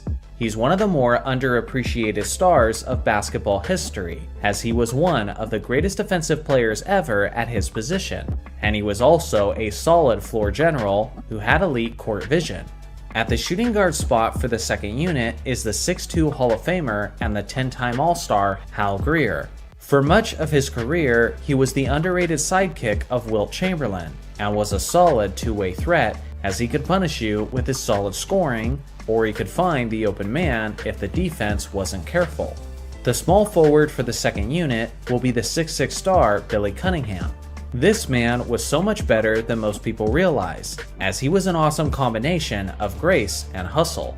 In his prime, he was simultaneously a top scorer in the league while being an elite rebounder. And in 1970 specifically, he averaged 26 points per game while pulling down 13 boards per game. He was also a massive contributor for the 76ers championship team in 1967, and he'll fit in quite well with his team-oriented second unit. The power forward for the second unit is simply one of the greatest defensive players of all time, Bobby Jones. This 6'9" weapon was nicknamed the Secretary of Defense, and for good reason, as he made 11 all-defense teams in his 12-year professional career. He'll be right at home, providing energy and effort off the bench, as he won the Sixth Man of the Year award in 1983. He also had quality shot selection, as he was regularly among the league leaders in field goal percentage. The backup center is the 76ers former MVP and Finals MVP Moses Malone. In this second unit, he'll have tremendous chemistry with Mo Cheeks and Bobby Jones, as they were all teammates on the historically dominant 1983 76ers. Basically, every loose board will be his, as Moses was one of the greatest rebounders of all time, and more specifically, the greatest offensive rebounder of all time. If you need me to elaborate on why he's the guy to back up Wilt Chamberlain, then you should probably just watch my Moses Malone video to gain a greater appreciation of his game. So now that we've established the starters and the second unit, let's pick the three rotation pieces. First off, I'm taking Joel Embiid as the most obvious selection. I gotta admit, having Embiid as simply a rotation player kinda feels disgusting, but it would feel even worse to reduce Wilt Chamberlain or Moses Malone to that role, so it kinda is what it is. I will say, having a 30-point scorer like Embiid in a rotation spot certainly speaks to the depth and talent of this team. But in a playoff situation, there's no question that I'd rather have Moses and Chamberlain getting the majority of the minutes. For my second rotation spot, give me the 6'3" shooting guard Andrew Toney. This two-time All-Star was a solid and efficient offensive weapon for the 1983 76ers. And with four other players from that team, Toney will be right at home on this roster. For the third rotation spot, and my final spot on this roster, give me the point guard James Harden. Sure, his prime seasons were certainly with the Houston Rockets, but even since, Harden is simply too good to leave off the roster, and whether he's needed as a scorer or a distributor, he can have a massive impact off the bench. So here is a final look at my 13-man roster that to me represents the ultimate Philadelphia 76ers team. They may not be the most stacked franchise within this series, but they're certainly in the argument. First off, the starting point guard for the Bucks is the legendary Oscar Robertson. By the time Oscar arrived in Milwaukee, he was 32 years old and was no longer at the peak of his basketball abilities. But with that being said, he was still tremendously impactful in a multitude of ways, effectively scoring, rebounding, and assisting his way to an All-Star selection. Alongside of Kareem Abdul-Jabbar, he won the NBA championship in his very first season as a Buck. Given his veteran experience and his sound decision-making, I'm very comfortable making him the starting floor general of this all-time Bucks squad. Starting at the shooting guard will be the 6'5" sniper Ray Allen. He was in his early to mid-20s during his days with the Bucks, and this version of Allen was actually a solid combination of lethal perimeter shooting and a fantastic slasher, who would often finish plays well above the rim. Many people forget, or simply never knew, that the younger version of Allen was a superstar in his own right, who had the handles to take players off the dribble and had the athleticism to be a dominant scorer even inside of the painted area. Oscar will absolutely love finding Allen at the three-point line or as a slashing scorer. Starting as small forward is the perennial all-star Marcus Johnson. This 6'7" wing was an elite scorer and rebounder during his prime, averaging as high as 25 points and 10 rebounds in his first 2 seasons in the league. For a scoring small forward, he was one of the most efficient players of all time, hitting 51.8% of his shots throughout the totality of his career, and in 1979, when he averaged 25.6, he was hitting a remarkable 55% of his field goal attempts. Very few non-centers in league history have averaged that many points on that level of efficiency. Without question, his bread and butter was his mid-range jumper, but he was also fantastic at finishing at the rim through the contact. He would certainly be a major contributor for this starting unit. Starting at power forward is none other than the Greek freak, Giannis. You guys know all about this guy. A 7-foot athletic specimen who is one of the most intimidating two-way players of all time. He has 2 MVPs, he's a former Defensive Player of the Year, an NBA champion, and a dominant Finals MVP.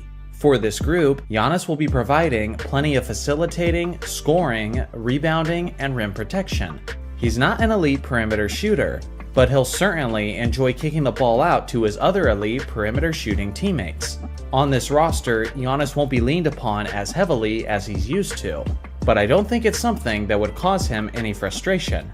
Starting at the center position is arguably the greatest center in basketball history, Kareem Abdul-Jabbar. Sure, he was most famous for his days with the Los Angeles Lakers, but without question, he was the most dominant during his time in Milwaukee, especially on the offensive end of the court. Obviously, this 7'2" MVP was one of the greatest centers of all time, as he was equipped with arguably the most unstoppable signature move ever, the skyhook shot. He was also a tremendous rim protector and had underappreciated quickness. At his individual best in 1972, he averaged nearly 35 points, over 16 rebounds, and nearly 5 assists, while being one of the most efficient players in the entire league. As a championship winner alongside of the great Oscar Robertson, he'll have an extra bit of chemistry with the starting point guard of the squad. Moving on to the second unit, the backup point guard will be the all-time great perimeter defender, Sidney Moncrief. Now Moncrief may be seen to some as a 2 guard rather than a 1, but he does have experience playing both positions well, and based on the roster needs of this unit, he'll be a better fit at point guard. Only one guard in NBA history has won the Defensive Player of the Year multiple times, and that is the 6'4" Moncrief.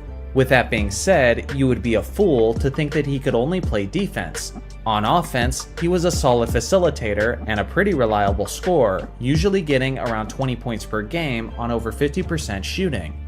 If Oscar or Allen are ever struggling with their defensive assignment in the starting unit, then Moncrief will be an impeccable substitution. The backup shooting guard will be the 6'6" shooter Michael Redd. Throughout the 2000s, Redd was one of the most lethal volume 3-point shooters in the entire league. Yet for some reason, he seems to have been widely forgotten by the basketball community.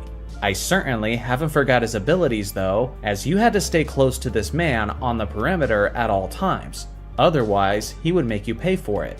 He was never considered elite in any area other than as a scorer, but at his best in 2007, he was scoring 26.7 points per game while finishing in the top 10 in the league for three-pointers attempted per game. Similar to Ray Allen's impact in the starting unit, Michael Redd will be the primary floor spacer for the second unit, as he'll do a fantastic job of keeping the defense honest. The backup small forward will be the 6'7" champion, Chris Middleton. This modern star has had a significant impact on the Bucks in recent years, and on this all-time squad, he'll be chipping in as well.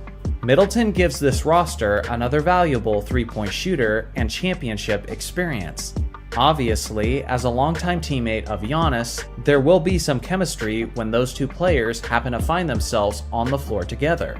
The power forward for the second unit will be the 6'9" Terry Cummings. This former All-Star was a consistent double-double player, who was actually the team's leading scorer when they eliminated Michael Jordan and the Chicago Bulls in the 1985 playoffs, while averaging nearly 30 points per game over the series. During his era, he had elite ball handling and footwork that was extremely rare for a power forward. His jump shot was also extremely difficult to defend due to his pull-up jumper with an extremely high release point. He'll certainly be an offensive spark for his team off the bench. The backup center behind Kareem Abdul-Jabbar is the 6'11" beast, Vin Baker. Almost all of his All-Star appearances were made in his days in Milwaukee, and he was a consistent threat in the post as he was a fundamental player with solid footwork, which enabled him to get plenty of points in and around the paint. At his peak, he was averaging around 20 points and 10 rebounds, leading the Bucks in both categories. Now to finish up the roster with three rotation players. First off is the 6'6" small forward, Bobby Dandridge. This two-way star won an NBA championship with the Bucks and with the Bullets. He was typically dropping around 20 points per game and 7 rebounds a game, while being a terrorizing perimeter player with his elite smothering defense. The second rotation player is the two-time Sixth Man of the Year, Ricky Pierce. This 6'4" shooting guard was a certified bucket, who was a tremendous scorer for his team. For example, in the 1989-1990 season, Pierce led his Bucks in scoring, averaging 23 points per game on 51% shooting, regardless of the fact that he didn't even start a single game that year, making him one of the few players in NBA history to lead his team in scoring as the sixth man. That efficient average of 23 points per game came in only 29 minutes per game. If this team ever found itself needing a solid offensive spark, then you can bet that Ricky would be coming off the bench gunning it. The last rotation spot goes to the big dog, Glenn Robinson. He was a 6'7" small forward who did a little bit of everything. Throughout his career, he averaged 20 points per game and was also chipping in as a quality rebounder.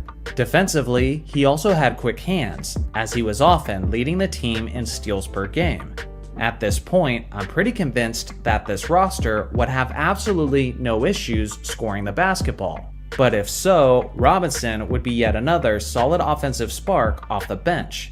So here's a final look at the complete roster of this Ultimate Bucks team.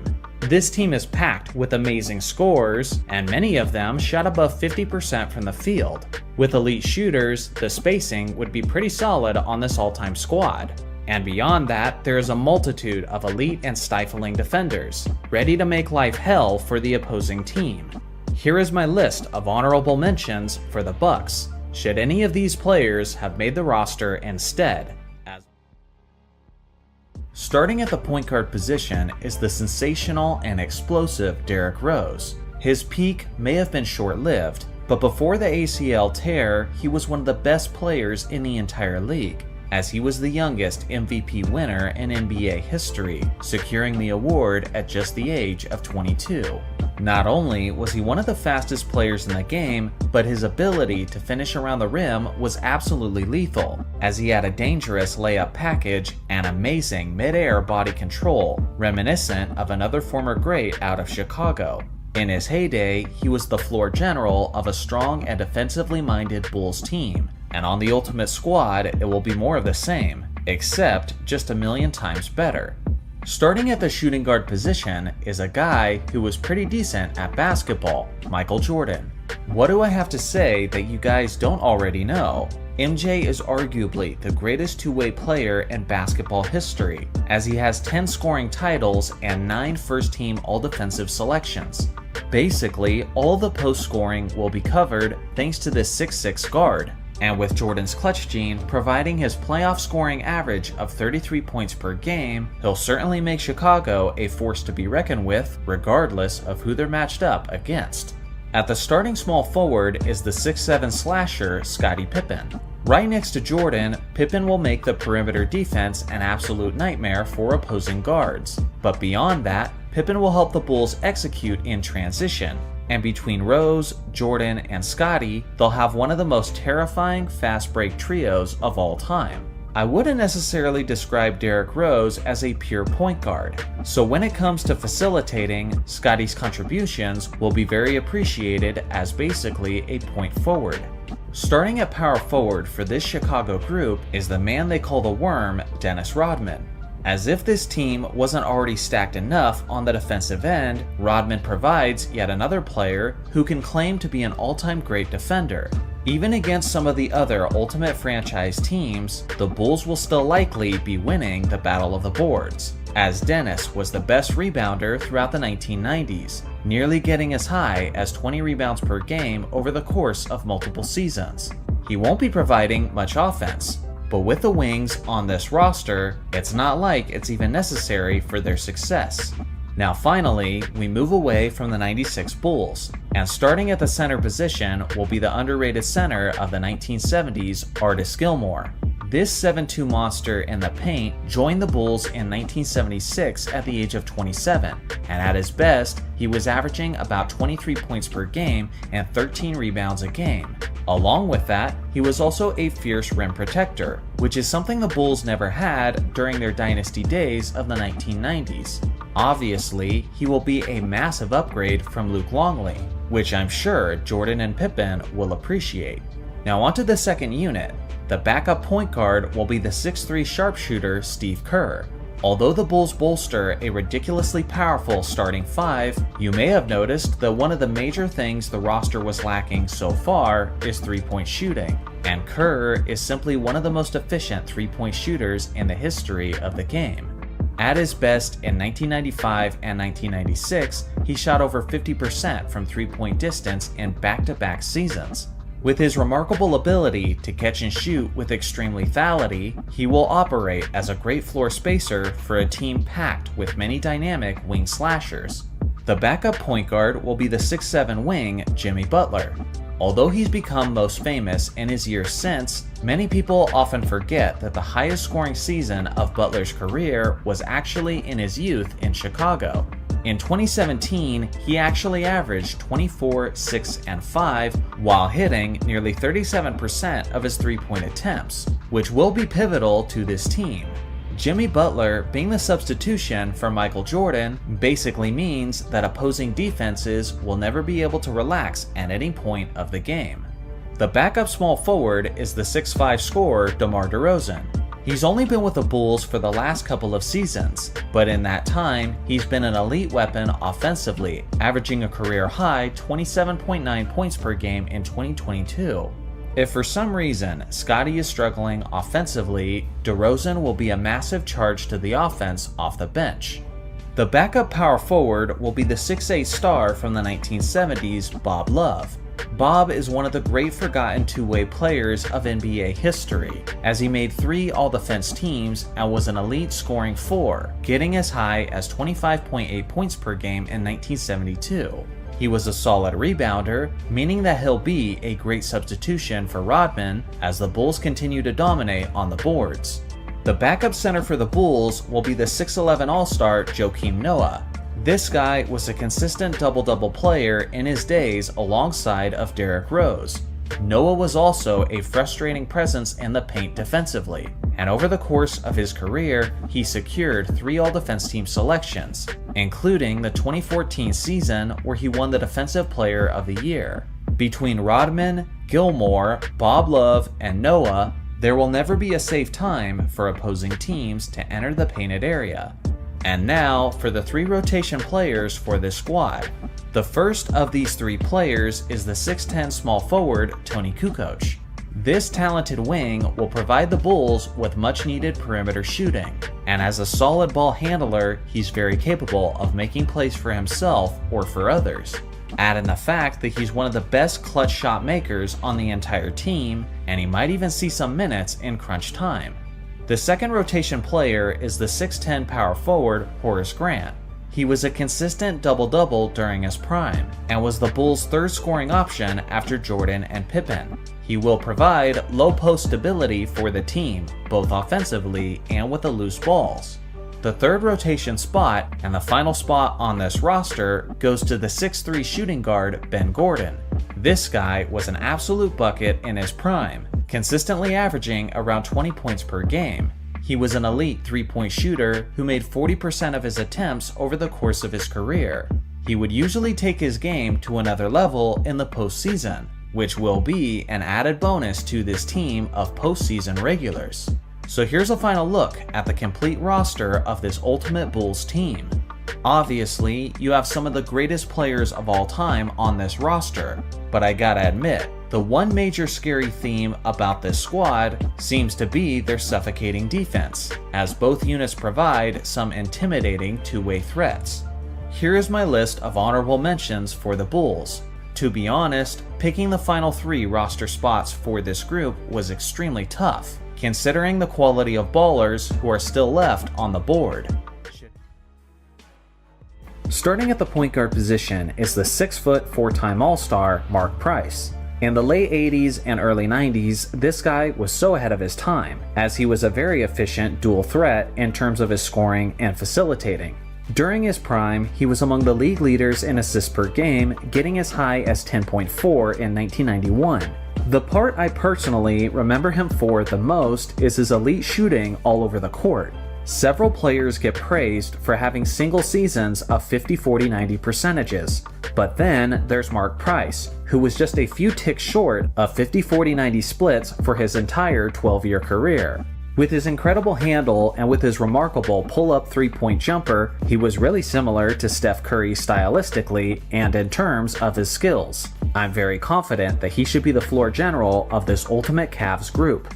Starting at shooting guard is the elite 6'2 scorer Kyrie Irving. I understand that technically Kyrie is usually recognized as a 1 instead of a 2. But the thing is, Kyrie has spent some time in his career at the shooting guard position, and Price and Irving are both so good in their own right that you kinda need them starting on the floor together. At the shooting guard spot, Kyrie will be able to focus on doing what he loves most, getting buckets. And with this backcourt, producing points will never be an issue for this starting unit. At small forward is the most obvious choice, maybe ever, LeBron James. The only thing that's up for debate with this pick is which version of LeBron to pick, the pre-Miami Heat version or the post-Miami version. Personally, I want the post version, who was better in the postseason and had a legendary playoff run in 2018. With the King's scoring, rebounding, and playmaking, he'll be making this team a considerable force regardless of which other Ultimate teams they're up against. There's a couple great choices for the starting power forward, but personally, I'm going with Kevin Love. Love has pre-existing chemistry and experience with LeBron and Kyrie, so from an X's and O's standpoint, he'll be a seamless fit in this starting unit. I also wanted a starter who could be considered as a stretch 4, and give Mark Price another capable perimeter shooter for him to facilitate too. Obviously, Love's prime years were in Minnesota, but make no mistake, he was still tremendously impactful in his first couple seasons in Cleveland. And beyond shooting, his ability to clean up the boards will be greatly appreciated as well. Starting at center is the underrated and underappreciated 7-footer Brad Daugherty. For a while, Brad was the co-star of Mark Price, and the tandem had the Cavs looking like perennial dark horse contenders in the Eastern Conference. He made 5 All-Star teams in his time in Cleveland, and he was putting up monstrous double-doubles on a nightly basis, as he usually averaged an efficient 20 points and 10 rebounds during his peak years. In Cleveland, LeBron James has never played with a center as impressive as Daugherty. and he will certainly be thrilled with the opportunity to throw lob passes to an athletically elite big man down low. Now for the second unit. The backup point guard will be the NBA Hall of Famer Lenny Wilkens. He was one of the great left-handed players of history. He's known mostly for his earlier years outside of Cleveland, but even at the age of 35 when he joined the Cavs, he still remained a top-tier floor general in the league. In that first season with the team, he averaged about 20 points, 8 assists, and 5 rebounds on 45% shooting. With his solid ball handling, his elite court vision, and with his sound decision making, this second unit will certainly be in good hands. The backup shooting guard is the 6'6" champion Ron Harper. Although he's most famous for his championship days as a member of the Chicago Bulls starting five, without question his best days individually came well before that. Even in just his rookie season with Cleveland, Harper was tearing up opposing defenses, averaging about 23 points, 5 rebounds, and 5 assists, while being among the league leaders in steals per game. In his youth, Harper was actually quite the athlete, as he would often finish high above the rim, dunking on some of the best rim protectors the league had to offer. The backup small forward is the former All-Star Mike Mitchell. In the early 1980s, this 6'7" wing was a master of the mid-range game, as he had excellent footwork and a lethal pull-up jumper. He wasn't the fastest or most explosive player, but he had a great understanding of the fundamentals and used it to be the leading scorer of his team. At his best in 1981, he averaged about 24.5 points and 6 rebounds on 48% shooting from the field. He'll be a tremendous spark off the bench for this group. The backup power forward is one of the most jaw-dropping athletes within the history of the franchise, Larry Nance. This 6'10" high flyer was actually the first dunk contest winner in the 1984 competition. But beyond the fact that he was a walking highlight, he was actually a pretty solid all-around player as well. In his days in Cleveland, he made 2 All-Star teams and was an NBA All-Defender. Thanks to his leaping ability and his high defensive IQ, his rim protection was remarkable, as he got as high as 3 blocks per game in 1992, while averaging about 17 points and 8 rebounds per game. Although he's technically backing up Kevin Love on this ultimate team, he's certainly good enough to steal the majority of the minutes. The backup center is the 7'3" Lithuanian Zydrunas Ilgauskas. When people say that LeBron played with absolute trash during his finals run in 2007, the player I'm most annoyed on behalf of is Zydrunas. The skilled and methodical big man was genuinely in the conversation of the top centers in the Eastern Conference for some time, as he made 2 All-Star teams in Cleveland. At his best, he was averaging 17 points and 8 rebounds, while being a reliable rim protector. Whenever Doherty will need a break, Ilgauskas will be more than ready to pick up the slack. Now onto the 3 rotation players. The first of the 3 players is the underrated point guard Andre Miller. Miller spent the first 3 years of his career in Cleveland, but he didn't hesitate to have an immediate impact. His best season with the Cavs was in 2002, when he averaged about 16 points, 11 assists, and 5 rebounds on 45% shooting.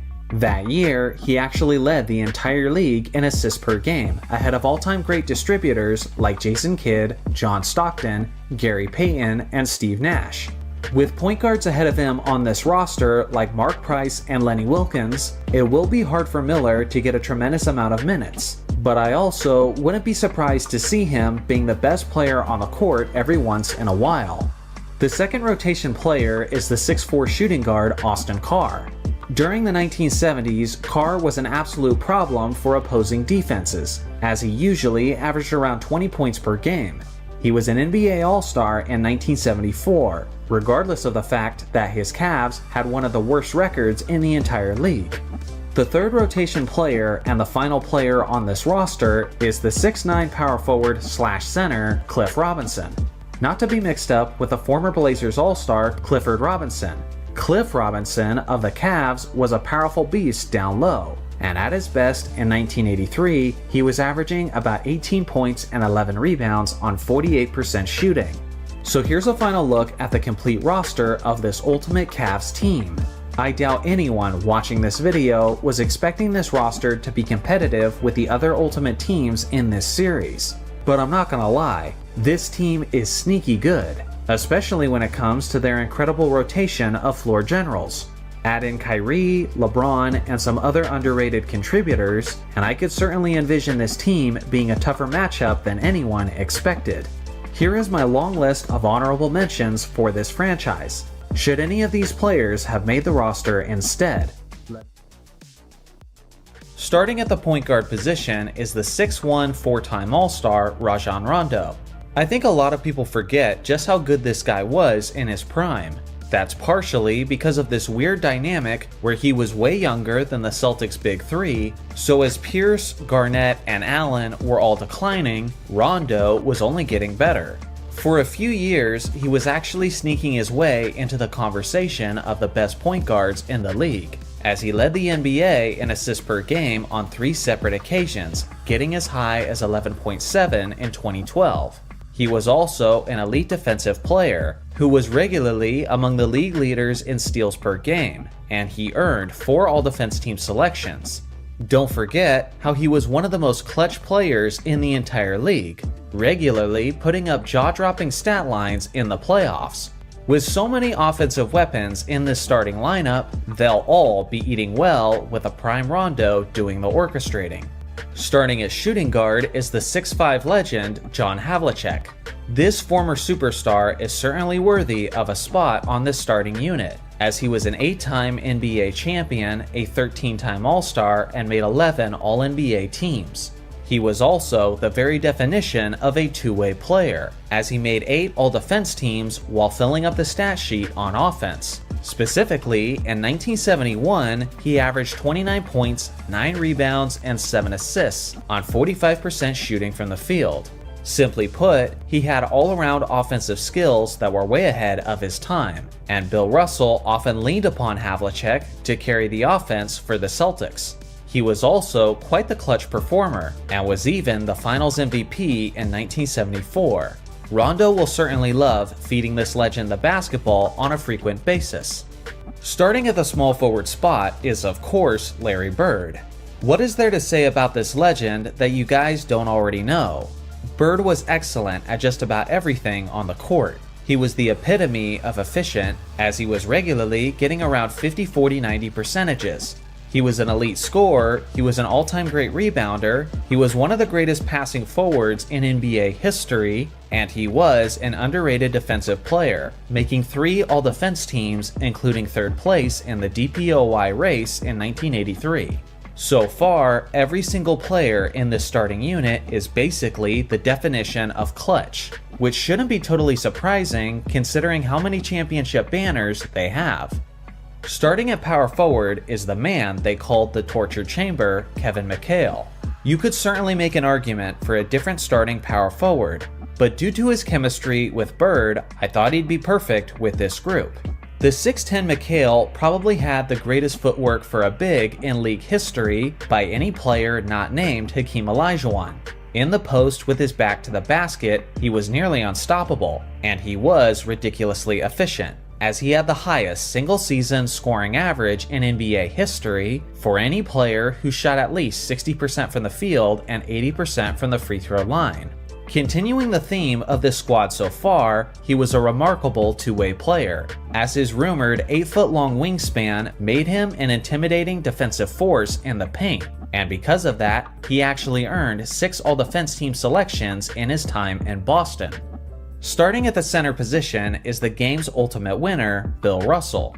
As if this team didn't have enough defense already, in comes Bill Russell, who led the league in defensive win shares in 10 out of his 13 seasons. Along with the fact that he was probably the greatest defensive player of all time, he was also a top 3 rebounder, who would regularly dominate the boards thanks to his tremendous strength, IQ, and his world-class leaping ability. He was also a solid passer and a remarkably unselfish team player, which will be fantastic for this ultimate squad, with plenty of talent and plenty of egos. I know this word is getting redundant, but Russell was about as clutch as it gets, as he won all 10 of the Game 7s he participated in, which is a major reason why he got his 11 championship trophies. Now let's move on to the second unit. The backup point guard is the man known as the Houdini of the hardwood, Bob Cousy. This legend from the 1950s and 60s was the mesmerizing floor general of his time. Even with the more restrictive dribbling rules of his era, he had a fantastic handle of the basketball and incredible court vision. He actually led the NBA in assists per game for a whopping 8 straight seasons, which is easily the most in NBA history. His one major flaw was actually a flaw of his era, and that was the fact that he had a terrible field goal percentage, as the general basketball player was learning proper mechanics of the jump shot, and sometimes they didn't even jump. Because of this, Cousy would not look to be a scorer in this second unit. But that won't be a concern, as he'll have plenty of elite offensive weapons to facilitate too. The backup shooting guard is the Celtics scoring superstar Paul Pierce.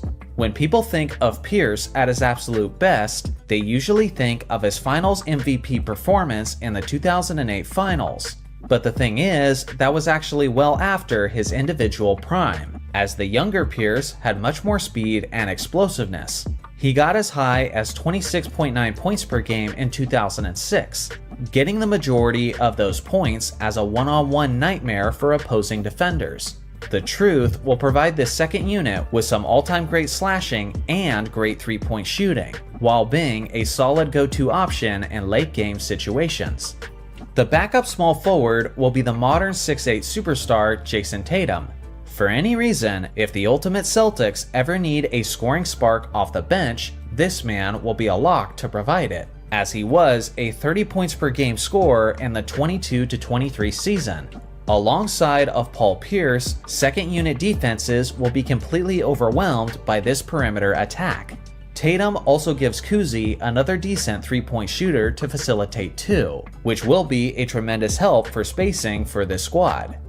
The backup power forward is the one they call the big ticket, Kevin Garnett. This guy will be battling with Kevin McHale for the majority of the minutes at the 4 spot, and McHale will certainly have his hands full trying to keep his starting spot, as Garnett was the Defensive Player of the Year immediately in his first season with Boston. KG will provide a tremendous amount of energy, intensity, and leadership on the defensive end of the floor, but he'll also be making a tremendous impact on the boards. Although his prime days were certainly in Minnesota, there's no question that the Boston version of Garnett was still a massive difference maker. The backup center will be the 1973 MVP Dave Cowens. This 6'9" beast was averaging around 20 points and 15 rebounds throughout his prime, as he did a solid job of taking the torch from Bill Russell as the anchor of the team down low. Now on this ultimate unit, he'll be doing more of the same, as he'll be taking over the center position in the rare instances where Bill Russell actually has to go to the bench. In total, Cowens was an 8-time All-Star with the Celtics, and he made 3 All-Defense teams, further bolstering this team's greatest strength. Now onto the 3 rotation spots. And let me tell you, narrowing down these 3 final roster spots was incredibly difficult. The first rotation spot goes to one of the greatest shooters of all time, Ray Allen. I absolutely hated the fact that Allen wasn't a starter or in the official second unit, but if anything, that just speaks to the ridiculous depth of the wings for the ultimate Celtics. If there's ever a time where Boston is desperate for effective perimeter shooting, then Allen will come into the game absolutely gunning it. He'll always be an option whenever the team is looking for ways to open up the floor and create more scoring opportunities. The next rotation player is the 6'4" shooting guard Sam Jones. Imagine winning 10 championship rings as often the #1 scoring option on your squad, yet you're reduced to a rotation spot on the ultimate squad. That is the depth of this Celtics team. Jones was so far ahead of his time, as he had a smooth pull-up jumper and absolutely loved to run the pick and roll with Bill Russell. On several occasions, Jones would explode for 50-point games in the playoffs, which allowed the all-time great Bill Russell to focus all of his energy on defense and rebounding. On a team that has no shortage of defense, Jones will be a massive boost of offense off the bench. The last rotation spot goes to the 9-time All-Star Robert Parrish. This 7'1" star was a pivotal part of the Celtics dynasty in the 1980s. At his best in 1982, he was averaging nearly 20 points and 11 rebounds. And thanks to his consistent contributions, he was able to win 3 championship rings with the team. He's gonna have a hard time finding minutes with Bill Russell and Dave Cowens ahead of him. But with a few opportunities he'll get, the painted area will be in good hands. So here's a final look at the complete roster of the Ultimate Celtics team. The defensive strength on this roster is utterly terrifying, and the IQ and experience on this team is insane as well, as they're loaded with winners and clutch performers. When it's all said and done, this may just be the greatest Ultimate team of them all, but we'll have to finish this series before anything becomes official. Here is my long list of honorable mentions for this franchise. I gotta admit, it kinda makes me sick to my stomach that guys like Dennis Johnson and JoJo White had to be left off the roster. But seriously, who the hell was I supposed to replace? It's simply a near impossible roster to happily finalize. Starting at the point guard position is arguably the greatest point guard to never win a championship, Chris Paul. Although I believe his best days were in New Orleans, CP3 was still an absolute problem in his time in Los Angeles, and at his LA peak in 2014, he was simultaneously leading the league in assists and steals. He's one of the all-time great two-way point guards, as he had a ridiculously high offensive IQ while being a frustrating nuisance for opposing floor generals. Considering the incredible talent he'll be playing with on this Ultimate squad, Paul will probably get a major bump in assists per game just off of the lob passes alone. Starting as shooting guard is the 6'8" wing, Paul George. Just like Chris Paul, PG-13 will be an impactful player on both ends of the court, as he is an athletically gifted scorer but also made 4 all-defense teams throughout his career. In his career with the Clippers, he's been shooting about 39% from three-point range, on nearly 8 attempts per game. Whether it will be his thunderous slams or his wide-open three-point attempts, he'll be a consistent recipient of Chris Paul's elite facilitating. Starting at small forward is the 2-time champion Kawhi Leonard. Getting him on the floor healthy may be difficult at times, but when he's out there, he's one of the premier superstar players within the league. Between CP3, Paul George, and Kawhi, the Ultimate Clippers will have one of the most intimidating perimeter defenses within this entire series. And then on offense, Kawhi will enjoy the less defensive attention, thanks to his starting supporting talent. At his Los Angeles best in 2020, he was averaging about 27 points, 7 rebounds, and 5 assists on 47% shooting. On top of that, he's been completely lethal from three-point range, hitting 40% of his three-point shots since he joined the Clippers.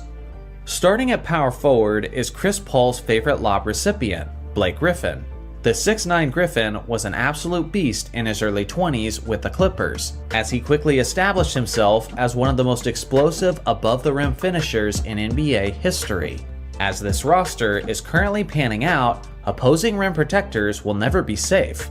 At Griffin's best in 2014, he averaged about 24 points and nearly 10 rebounds on 53% shooting. The pre-existing chemistry with Chris Paul will certainly work in his favor, and with the combination of Leonard and George drawing more attention, Griffin will have some of the most open lanes to the rim that he's ever seen. Starting at center is one of the 75 greatest players of all time, the 6'9" Bob McAdoo. Technically, he was a member of the Buffalo Braves before they became the Clippers. For a few years in the 1970s, he was actually rivaling Kareem Abdul-Jabbar for the title of the best player in the NBA. He was the league MVP in 1975, and he actually won 3 straight scoring titles from 1974 to 1976. At his individual best in 1975, he averaged over 34 points and 14 rebounds on 51% shooting, and he did this with his remarkable mid-range artistry. With his stellar footwork and with his smooth jump shot, McAdoo will be the leading offensive star for this all-time group. Now let's go to the second unit.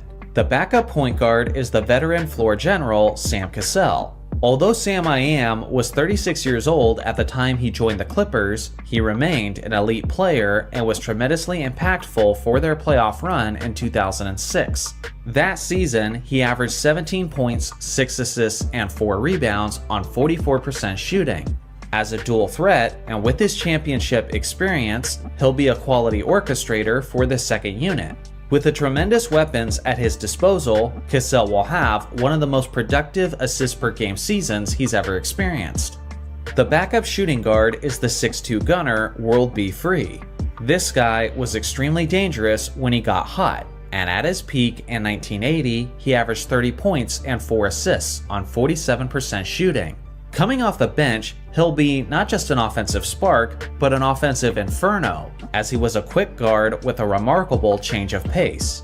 From an efficiency standpoint, he was also pretty reliable as a three-point shooter, which will naturally create more floor space to operate for the second unit. He had the confidence in his jumper to pull up from just about anywhere on the court, and that will be a nice addition to this mostly defensively minded team. The backup small forward will be the man known as the human highlight film, Dominique Wilkins. He didn't spend a tremendous amount of time in Los Angeles after he was traded there, but in his short 25-game stint with the Clippers at the age of 34, he averaged a monstrous 29 points and 7 rebounds on 45% shooting. This was after his Achilles tear, but right alongside of the great Kevin Durant, he had one of the greatest comebacks from an Achilles injury that the league has ever seen. Despite his age and injury history, Wilkins still retained much of his explosiveness from his youth. And with great passers like Chris Paul and Sam Cassell on the roster, Dominique will be a dangerous threat in transition and when slashing to the basket. The backup power forward is the 6'9 beast Elton Brand. He didn't have the greatest longevity, as he only made 2 All-Star teams in his entire career, but at his best in the 05-06 season, Brand led his Clippers to an overachieving playoff run, as he averaged nearly 25 points, 10 rebounds, and 2.5 blocks on 52.7% shooting. He'll make a fantastic substitution for Blake Griffin, seeing how he has a different approach to the game and prefers to assert his dominance with less athleticism, but more strength and bullying in the paint. With that being said, he did have a really quick first step, and would often catch the defender off guard with his remarkable quickness. The backup center is the 6'11 monster DeAndre Jordan. He was never a great scorer, and he was a tremendous liability from the free throw line. But he was also one of the greatest lob threats in NBA history, and was also a dominating presence on the boards, as he led the league in rebounds per game twice, getting as high as 15 rebounds per game in 2015. He was also a solid rim protector who made 2 all-defense teams in Los Angeles. Bob McAdoo will certainly be the anchor of the offense at the center position. But if a more tenacious defensive presence is ever needed, then Jordan will be a stellar substitution. And now for the 3 rotation players for this franchise. The first is the 6'3 shooting guard Randy Smith. Throughout the 1970s, this guy always played with hustle and heart. He was incredibly fast, he had a solid handle of the basketball, and was absolutely relentless about attacking the rim. At his best in 1978, he averaged nearly 25 points, 6 assists, 4 rebounds, and 2 steals on 46% shooting. He was also the All-Star Game MVP that season as well. The second rotation player is the 6'10 power forward Danny Manning. This 2-time All-Star had a solid jump shot up to 20 feet out, and was one of those rare bigs of the 1990s who could actually stretch the floor on offense. He was a graceful player and a fundamentally sound scorer, who was great at running the floor and finishing with his solid athleticism. At his best in 1993, he was averaging about 23 points and 7 rebounds on 51% shooting. He tended to get in foul trouble quite a bit, but when he was out there, he was always incredibly impactful on offense. The third rotation player and the last player on the roster is the 6'6 combo guard Ron Harper. He was famous for being the starting point guard of the 1996 Chicago Bulls, but in his more youthful days in Los Angeles, he was a premier scorer and was consistently among the league leaders in steals per game. During that 4-year stretch, he averaged just short of 20 points per game while putting up 5 rebounds, 5 assists, and 2 steals. On this roster, he'll be yet another dangerous player who can finish above the rim with regularity. So here's a final look at the complete roster of this Ultimate Clippers team. I'm pretty sure no one expected this team to be among the best teams in this series. But honestly, considering their losing history and their somewhat shorter existence, I'm actually surprised they're as decent as they are. Their biggest issue appears to be their health concerns, as most of their starters have a history of missing many games. But assuming they're all available, then they're actually quite formidable. Here is my list of honorable mentions for this franchise, should any of these players have made the roster instead. Starting at the point guard position is the 6'3" highlight machine, Ja Morant. He's only 24 years old and is still establishing his legacy in the NBA, but regardless, he's easily the best point guard in the history of this franchise. With his tremendous scoring and solid facilitating, he'll be a dangerous two-way threat for this all-time squad. He'll set the tone for what will be a youthful team. And with him leading the way at the point, there should never be a time where they're lacking energy and effort. Starting as shooting guard is the 6'4" harasser, Tony Allen. Obviously, Allen was not an offensive specialist, as he only averaged 8 points in his career on 47% shooting from the field. But what he was is one of the greatest defensive players in NBA history. Statistically, he wasn't the type to get a ton of blocks or steals, but he was the type to smother the opposing star guards with his incredible on-ball defense. According to Kobe Bryant, Tony Allen was the toughest defender he's ever played against, and the numbers back up that statement, as the Mamba only shot 42% from the field and 28% from the three-point line when playing against Tony Allen. For his career, Allen made a total of 6 all-defense teams, which only a few guards have ever achieved. Starting at small forward is the 6'9" star Sharif Abdul-Rahim. This talented scorer was fantastic in the post with his back to the basket. Back in his days with Vancouver, he was usually averaging around 20 points and 8 rebounds, around 46% shooting. In an era packed with strong and physical forwards, Sharif was a more skillful, finesse kind of player. With his quickness, he would often beat his man off the dribble and get to the rim before the help defender could respond. He was consistently a borderline all-star during his prime, and he'll certainly be a massive contributor for this all-time group. Starting at power forward is the 7-foot Spaniard Pau Gasol. As good as he was in Los Angeles, you could certainly argue that his peak was in his youth in Memphis. During his years with the Grizzlies, he averaged about 19 points, 9 rebounds, 3 assists, and 2 blocks on 51% shooting. One thing this squad will have is a tremendous amount of size, and more often than not, the 7-foot Pau will enjoy a mismatch in his favor at the power forward position. With his tremendous skills and with his reliable mid-range shooting, he'll be one of the key factors for the potential success of this group. Starting at center is the brother of Pau, Marc Gasol. This 6'11" big man was extremely similar to his starting brother, but although Pau was slightly more skilled offensively and had more moves in his bag, Marc was certainly the more formidable defensive player, and his rim protection will be vital to this team's chances. He was a 3-time All-Star during his time in Memphis, and he was the League's Defensive Player of the Year in 2013. Although he was second to Pau, Marc was still a very capable scorer in his own right, as he averaged as high as 19.5 points per game in 2017. This brother combo won't necessarily be punishing any defenders physically, but at the very least, the interior defense will have to be on alert at all times, with these two crafty Grizzlies doing work. Now let's move to the second unit. The backup point guard will be the 6'1" veteran Mike Conley. When he relieves Ja Morant off the bench, he'll certainly be a change of pace, as Conley relies less on his athleticism and more so on a solid offensive IQ and a sound decision making. He's a much slower, methodical player who will do an excellent job of leading the offense for the second unit. Back in 2017, he was averaging 20 points and 6 assists on 46% shooting, and an elite 40.8% from three-point range, which is key for this team considering the fact that they've been pretty lacking in the perimeter shooting up to this point. He is also a reliable defensive guard, as he made the NBA's All-Defense team in 2013. The backup shooting guard is the 6'8 sniper, Mike Miller. I feel like this guy is better than most people remember. Miller was a part of the super team Miami Heat with LeBron, Wade, and Bosh, but at that point, he was just a shell of what he once was. During his best years in Memphis, he won the Rookie of the Year and the Sixth Man of the Year in 2006. Simply put, he was one of the most dangerous shooters in the entire league, and specifically in the 06-07 season, he averaged 18 points, 5 rebounds, and 4 assists on 46% shooting.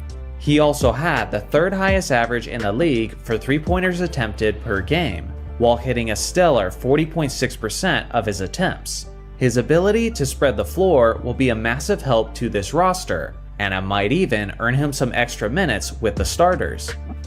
The backup small forward is the tremendously talented Rudy Gay. This 6'8 scorer had a fantastic handle on the basketball and was remarkable in isolation situations. He was tremendously athletic with an impressive vertical leap, and if you were not careful as a defender, he may just emphatically posterize you with a thunderous slam. With his ability to create good looks for himself, Rudy was a fantastic option in late game situations and hit quite a few clutch shots during his career. At his best in 2008, he averaged 20 points and 6 rebounds on 46% shooting from the field. If the starting unit ever needs a quick boost of offense, then Rudy will be a great substitution who will come out firing. The backup power forward is the 6'9", 250-pound beast, Zach Randolph. Honestly, it kinda pained me to leave this guy out of the starting unit. But with the Gasol brothers holding down the positions in the paint, he'll just have to be the best player off the bench. Zebo was a low-post machine who could use his strength to back down players at will, and had a tremendously soft touch with his mid-range jumpers. He was a two-time All-Star in Memphis, and at his best in 2011, he averaged 20 points and 12 rebounds on 50% shooting from the field. If a finesse approach isn't working for either of the Gasol brothers, then Randolph will be the appropriate substitution with a meaner approach. The backup center is the modern-day defensive dynamo Jaren Jackson Jr. He only recently turned 24 years old, yet he's already a Defensive Player of the Year winner, he's made 2 All-Defense teams, and he's led the league in blocks per game twice, getting as high as 3 in the 2022-2023 season. Considering his elite ability to protect the rim, he'll probably be eating well into the Gasol brothers' minutes. Especially when Marc Gasol and Jackson are out on the floor together, opposing teams are going to have a stressful time trying to score in the paint. Now for the 3 rotation players. The first is the 6'1 point guard Mike Bibby. In his time as Vancouver's floor general, Bibby was a reliable dual threat who could pull up and drain jumpers from anywhere on the court. At his best in 2001, he averaged 16 points and 8 assists on 45% shooting. With solid options ahead of him like Morant and Conley, there won't usually be many minutes available, but if he's ever needed, he'll be there, considering the fact that he never missed a game in his career as a Grizzly. The second rotation player is the 6'8 small forward Shane Battier. From the day this guy entered the league, he was always a solid 3-and-D player, as he made 2 All-Defense team appearances thanks to his relentless hustle and his tremendous length. He made 38% of his 3-point attempts in Memphis, and he'll be relied upon for his 3-point shooting with this group as well. The last rotation spot goes to the man known as Big Country, Bryant Reeves. This 7-foot, 275-pound center was an intimidating force in the late 1990s, as he used his size and power to occasionally oppose his will on smaller defensive players. At his best in the 96-97 season, he averaged 16 points and 8 rebounds on 49% shooting. Seeing how the best advantage for this Grizzlies team is their size, I thought I might as well lean into it with the addition of Reeves. So here's a final look at the complete roster of this Ultimate Grizzlies team. One thing to consider is how this franchise has only existed since 1995, which means they've had significantly less time to accumulate talent. Regardless, this is how they stack up. Let me know in the comments section how this Ultimate team would do in the Ultimate 30-team league.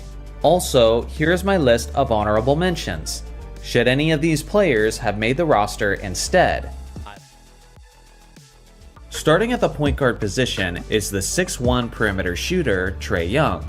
Seeing how he's a modern day player who's still in his mid-20s, you're all familiar with this guy. Trae is usually among the top 10 players in the league in both points and assists per game. As a dual threat, he'll be perfectly suited to run the floor for this all-time talented group. Thanks to his perimeter shooting, he'll be creating plenty of space for his dynamic wing teammates to operate. Starting at the shooting guard spot is a man who was ahead of his time, Pistol Pete Maravich. This 6'5" sharpshooter loved to run the fast break, and with his remarkable highlight-worthy passes, he'll be helping Trae Young find all of the open players on the court. He had a remarkable handle of the basketball and had a lethal pull-up jumper even as far as three-point range. He made 2 All-Star teams with the Atlanta Hawks, and at his best in 1974, he averaged nearly 28 points, 5 assists, 5 rebounds, and 1.5 steals on roughly 46% shooting from the field. Starting at small forward is the one they call the human highlight film, Dominique Wilkins. He's most remembered for his insane dunks both in the actual games and in the NBA's dunk contests. But simply put, he was one of the greatest scorers in NBA history. He led the NBA in scoring in 1986, averaging about 30 points, 8 rebounds, and 2 steals on 47% shooting. He was a franchise superstar who would often go head-to-head in solo battles with the best players in the league, like Larry Bird and Michael Jordan, and oftentimes Dominique would come out on top with a better individual performance. With great passers in the starting unit like Trae Young and Pete Maravich, Dominique will be eating well, consistently putting up a highlight show at the rim. Starting at power forward is the 11-time All-Star Bob Pettit. Not only is he arguably the greatest player in franchise history, but Pettit is also one of the greatest power forwards of all time, as he won 2 league MVPs, 2 scoring titles, and an NBA championship, all as a St. Louis Hawk. This 6'9" star will do an excellent job of cleaning up the boards and providing additional low post scoring. At his individual best in 1959, he averaged a league-leading 29 points, 16 rebounds, and 3 assists on 44% shooting from the field. It's also worth mentioning that he was an NBA All-Star in every single season of his career, so without question, he'll be providing both quality and consistency for this all-time group. Starting at center is the all-time great rim protector, Dikembe Mutombo. I figured that the starting unit was already overpowered enough with offensively minded players, so down low they'll have one of the greatest defensive players of all time, who built his entire legacy off of denying slashers at the rim. Not only did Mutombo win 2 Defensive Player of the Year awards in Atlanta, but he was also a league-leading rebounder. Specifically, in the 99 to 2000 season, he averaged 11 points, 14 rebounds, and over 3 blocks on 56% shooting from the field. With great playmakers on the squad, this 7'2" mountain will make a great recipient for all the lob passes coming his way. Now let's look at the second unit. The backup point guard will be the 9-time All-Star Lenny Wilkens. With Trae Young as the starter, the Hawks have a floor general who will often look to score for himself. But if a more traditional pure point guard is ever needed, then Lenny will be a fantastic substitution. He was solid at finding his open teammates, and when he chose to keep it for himself, he was a remarkable finisher around the rim. At his St. Louis best in 1968, he averaged about 20 points, 8 assists, and 5 rebounds on 44% shooting. The backup shooting guard is the NBA Hall of Famer Lou Hudson. Sweet Lou was 6 foot 5 inches tall, and he had a silky smooth jump shot that made him one of the best scorers in the league throughout the 1970s. In the instances where he and Pete Maravich share the floor together, they'll have a tremendous amount of chemistry as they functioned well as teammates in the 1970s. He made 6 All-Star teams, which were all with Atlanta, and at his best in 1973, he averaged 27 points, 6 rebounds, and 3 assists on 48% shooting. He'll certainly be a guaranteed surge of offense every time he comes in off the bench. The backup small forward is another guy who has no problems getting buckets, ISO Joe Johnson. This 6'7" wing has great fundamentals, and he's specialized in creating shots for himself. Thanks to this quality, he was one of the most clutch go-to players in the league in the final few minutes. Honestly, even though he's coming off the bench, I expect Joe Johnson to be out on the court during the final few possessions of close games. He made 6 straight All-Star teams as a Hawk, and his peak year was the 06-07 season where he averaged 25 points, 4 rebounds, and 4 assists on 47% shooting. The backup power forward is an underrated player from years past, Paul Millsap. This 6'7" force was an NBA All-Star 4 times, and all 4 of those times were as an Atlanta Hawk. He'll definitely be a change of pace whenever he comes in to replace Bob Pettit, as Millsap was fantastic in both pick and pop and pick and roll situations. He was a respected stretch 4 who you should never give too much space on the perimeter. During his years as a Hawk, he usually averaged about 17 points and 8 rebounds on 46% shooting. The backup center is the man known as the chairman of the boards, Moses Malone. By the end of this series, it will be interesting to see just how many different teams Moses Malone is actually on. His best years certainly happened as a 76er and as a Rocket, but he was still massively impactful when he arrived in Atlanta at the age of 33. In his first season as a Hawk, he was an NBA All-Star and averaged 20 points and 12 rebounds on 49% shooting from the field, and he was second in the league overall in offensive rebounds per game, giving his team 4.8 second chance opportunities on a nightly basis. Now let's look at the 3 rotation players. The first is the franchise's all-time leader in steals, Mookie Blaylock. Simply put, he was one of the greatest defensive point guards ever, as he made 6 all-defense teams in his career. His nickname was simply the Thief, and for obvious reasons, as he led the league in steals twice, getting as high as 2.7 in 1997. If a nuisance is ever needed who could also score and facilitate, then this man will make a solid substitution. The second rotation player is the 6'4" small forward, Cliff Hagan. With the St. Louis Hawks, he was a 5-time All-Star and was a part of the 1958 championship team alongside of Bob Pettit. When he's on the court, he'll certainly be adding a more old-school style, as his go-to shot throughout his career was his reliable hook shot. At his best in 1960, he was averaging about 25 points, 11 rebounds, and 4 assists, while hitting over 46% of his shots, which was ridiculously high for a small forward during that era.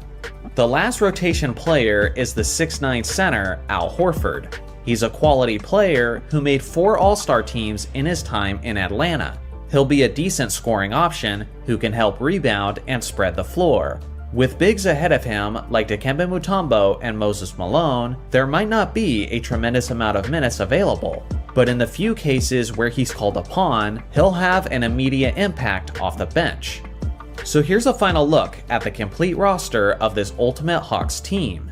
Looking at this group as a whole, they're tremendously stacked on offense. But with that being said, they're not a very strong team defensively, with very few exceptions like Mutombo and Blaylock. Because of this, I picture this team trying to simply outscore opponents, with both teams well exceeding 120 points just about every night. Do you think this team will make the Ultimate Team playoffs when we eventually run the simulation on NBA 2K? Let me know below. Also, here is my list of honorable mentions. Should any of these players have made the roster instead? Now, in case you didn't know, the Charlotte Hornets and the New Orleans Pelicans have an extremely complicated history. The original Charlotte Hornets were established and first began playing basketball in the 1988-89 season. For nearly a decade and a half, the Hornets competed in Charlotte. But in 2002, the organization relocated to New Orleans due to low attendance in the initial location. For years, this franchise was known as the New Orleans Hornets, but they did spend a short period of time as the Oklahoma City Hornets due to the damage that was caused by Hurricane Katrina. After some time, they returned home and remained as the New Orleans Hornets. But in 2013, the team rebranded and became the New Orleans Pelicans, which is what this organization is to this very day. The entire left side of this column has this as their franchise history. Now in the right column, you have a new Charlotte expansion team that began playing basketball in 2004. This new, completely different organization was able to establish itself in Charlotte because of the void left by the Hornets after they relocated to New Orleans. Now here's where things get really interesting. After the New Orleans Hornets in the left column became the New Orleans Pelicans, the Hornets name and logo were now up for grabs. So in 2014, the Charlotte Bobcats rebranded and became the Charlotte Hornets. So as you can see in these two columns, these are two separate organizations with two different owners and with two different histories. Yet, at different points, each of these organizations were known as the Charlotte Hornets. Because of this, all-time great Hornets players like Alonzo Mourning, for example, will not actually be in this Hornets video, but rather in the Pelicans video, since that is the organization that was once that Hornets team.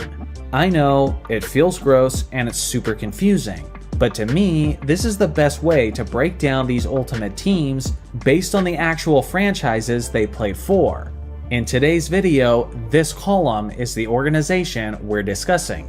Starting at the point guard position is the 6'1" bucket getter, Kemba Walker.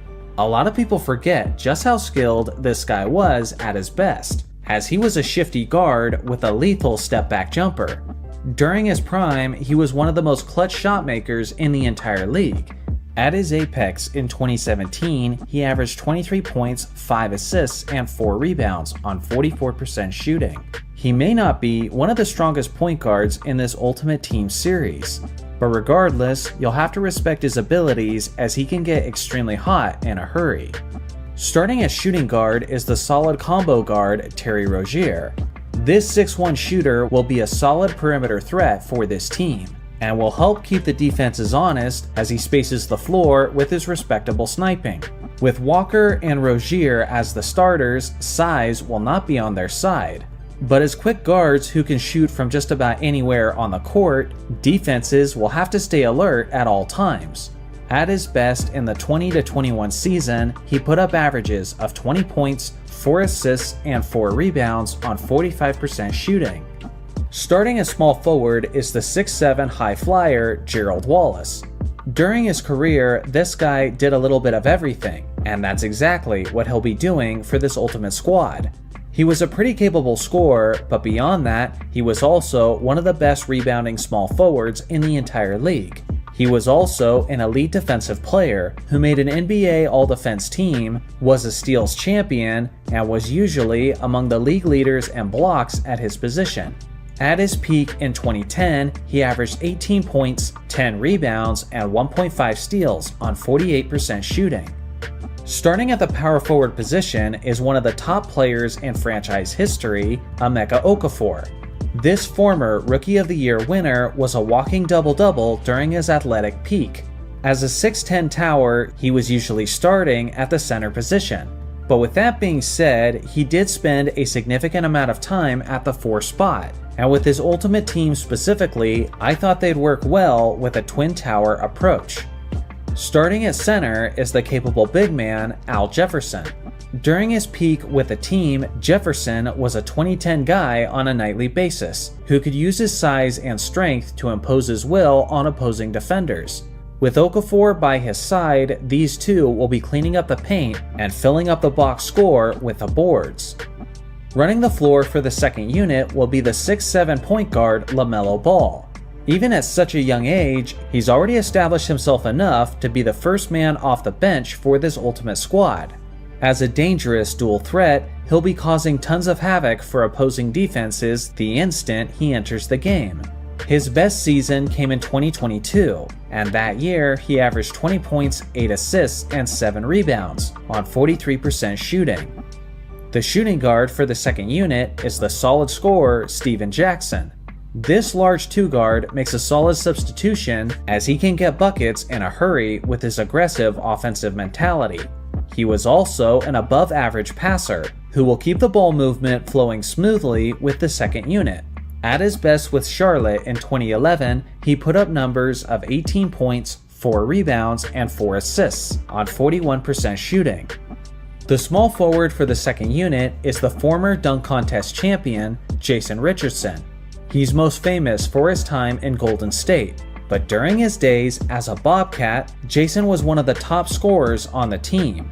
Obviously, he was a fantastic slasher and a great finisher around the rim. But Richardson was also a solid spot-up shooter who could help space out the floor for the second unit. In the 2008 season, he put up numbers of 22 points, 5 rebounds, and 3 assists on 44% shooting and 41% from three-point range. The backup power forward is a more recent contributor, Miles Bridges. At this point in his career, he's still a young, developing player within the league. But with that being said, he's still a player who's ready to have an immediate impact whenever he comes off the bench to relieve Okafor, whether it be with his rebounding or with his reliable scoring. The backup center is the remarkably strong athlete Dwight Howard. Although he had lost significant steps since his prime days in Orlando, and although his tenure in Charlotte was short, Dwight still managed to have a significant impact that most teams would love to have on both ends of the court, as he was frequently putting up double-doubles as a Hornet, while doing his usual solid job of protecting the rim. Now on to the 3 rotation players. The first is the quality floor general Raymond Felton.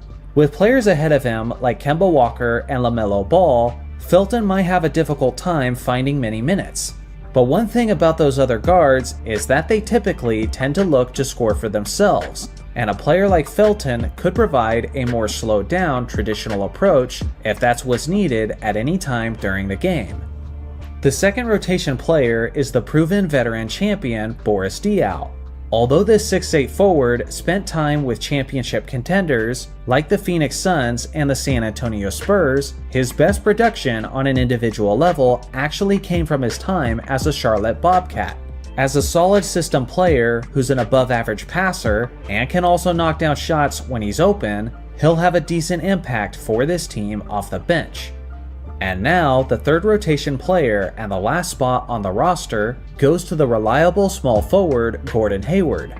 His biggest issue in Charlotte is managing to stay healthy, but with plenty of time on the bench to heal and recuperate, he'll be able to come in and be a decent spark most of the time when he's called upon. So here's a final look at the complete roster of this Ultimate Hornets team. I gotta be real with you guys, this team sucks, and in my opinion is clearly the most lacking roster of this series so far. Usually, this is the part of the video where I try to find the silver lining and give a nice spin to the chances of this team, but I just can't do it this time, no matter how hard my brain tries.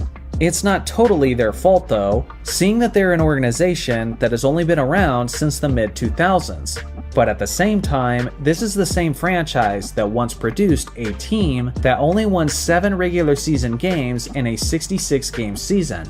If you guys have more hopeful optimism about this team than I do, then let me know in the comment section below. Also, here is my list of honorable mentions. Should any of these players have made the roster instead? Starting at the point guard position is the 6-foot star Tim Hardaway. According to himself, he's got skills. Not everyone will get that reference, but what you need to know is that Hardaway was one of the meanest ball handlers of his era. He was a strong dual threat, as he was one of the best scoring point guards in the entire league, while also being an above-average facilitator. With some incredible wings by his side, Hardaway will be sure to provide plenty of alley-oop highlights. He made 2 All-Star teams in his time with the Heat, and at his Miami best in 1997, he averaged 20 points, 9 assists, and 2 steals on 53.2 true shooting percentage. Starting as shooting guard is arguably the greatest Heat player ever, Dwayne Wade. Flash was pretty much as good as it gets when it comes to being a slasher. In his prime, Wade was one of the greatest finishers around the rim, not just in his era, but in NBA history. Oftentimes, he doesn't get enough credit for his defensive play, as he made 3 All-Defense teams and is in the conversation for the title of the greatest shot-blocking guard in NBA history, right alongside of Michael Jordan. In 2009, Wade actually led the league in scoring as he averaged 30 points, 7 assists, 5 rebounds, and 2 steals on 49% shooting. With his 3 championships to go along with his tremendous experience, Wade will be one of the more consistent leaders on the squad. Starting as small forward is the NBA GOAT candidate LeBron James. In my opinion, this was James at his absolute peak, as his strength and athleticism were as good as ever, while his defense was among the very best in the league. Specifically, in LeBron's 2012 to 2013 season, he was elite in just about every category, as he averaged 27 points, 8 rebounds, and 7 assists on 56% from the field and 41% from three-point range, which was easily the best of his career. LeBron was a part of the Miami Heat squad that won 27 straight regular season games. But now, with a prime Dwayne Wade by his side, and with Tim Hardaway at the point instead of Mario Chalmers, there's no telling what this team is capable of. Starting at power forward is the 6'11 star Chris Bosh. Obviously, he's shown his ability to have flawless on-court chemistry with his fellow teammates Wade and LeBron, and as a consistent double-double threat, he'll be a valuable asset to this starting unit. Bosh's best was in the 2012 to 2011 season, where he put up around 19 points and 8 rebounds and 36 minutes of action per game. With so many fantastic superstars in this starting lineup, Bosh will have plenty of open opportunities for mid-range pull-ups, and he was a very solid option for that, as he was hitting 53% of his shots beyond 15 feet in the 2013 season. Starting as center is the man known as the Diesel, Shaquille O'Neal. Obviously, Shaq was at his very best in Los Angeles, but although he took a step back in Miami, I think many people forget just how good he still was as a member of the Heat. For example, Shaq was actually the league MVP runner-up behind Steve Nash in the 2004 to 2005 season, as Shaq averaged 23 points, 10 rebounds, 3 assists, and 2 blocks on 60% shooting from the field. With a stacked starting 5 such as this, the Diesel will be enjoying the most single-man coverage that he's ever experienced. It's also worth mentioning that Shaq is a remarkable outlet passer, and with fast break assassins like Wade and LeBron pushing the tempo, there will be plenty of highlight-worthy slams to finish off the transition plays. Now let's take a look at the second unit. The backup point guard is the 6'3 All-Star Goran Dragic. At his best, he was one of the more underrated floor generals within the league. He was also a very sound decision maker, as he averaged fewer than 3 turnovers per game in every single season of his career. In 2017, at the age of 30, Dragic put up averages of 20 points, 6 assists, and 4 rebounds, on 47% shooting from the field. He was also an elite 3-point shooter that season, as he was hitting 40.5% of his attempts, and that skill set will especially be valuable when he finds himself on the court with LeBron, who loves to find those open shooters. The backup shooting guard is the all-time great sniper Ray Allen. Not only is he a fantastic floor spacer, but he was one of the most clutch shooters of all time, which is a fact that Miami fans know quite well, as he hit the most important shot in the history of the franchise. He didn't join the Miami Heat until he was 37 years old, and in that first season with the team, he only averaged 10 points and 25 minutes of action per game. Regardless, when it comes to role players who can keep the defenses honest, there isn't really a better option than a lethal Ray Allen spotting up in the corner. The backup small forward will be the 6'7 star Jimmy Butler. Simply put, he's one of the all-time great playoff performers. He's also a dangerous two-way threat, as he's made 5 all-defense teams throughout his career and even led the NBA in steals per game in 2021. As talented as this all-time group is, there's no question that they will make the Ultimate Team playoff bracket. And with that being said, that's where Butler will shine the brightest, as he has a clutch gene that is rivaled by very few greats. The backup power forward is another defensive anchor, Bam Adebayo. Usually, he's starting for Miami at the center spot, but he is capable of playing the 4, and given who the centers are on this roster, the 4 spot will have to do. The best days of Bam's career may still be ahead of him, but as of now, he's a consistent 2010 guy who shot a tremendous 55% throughout his career in Miami.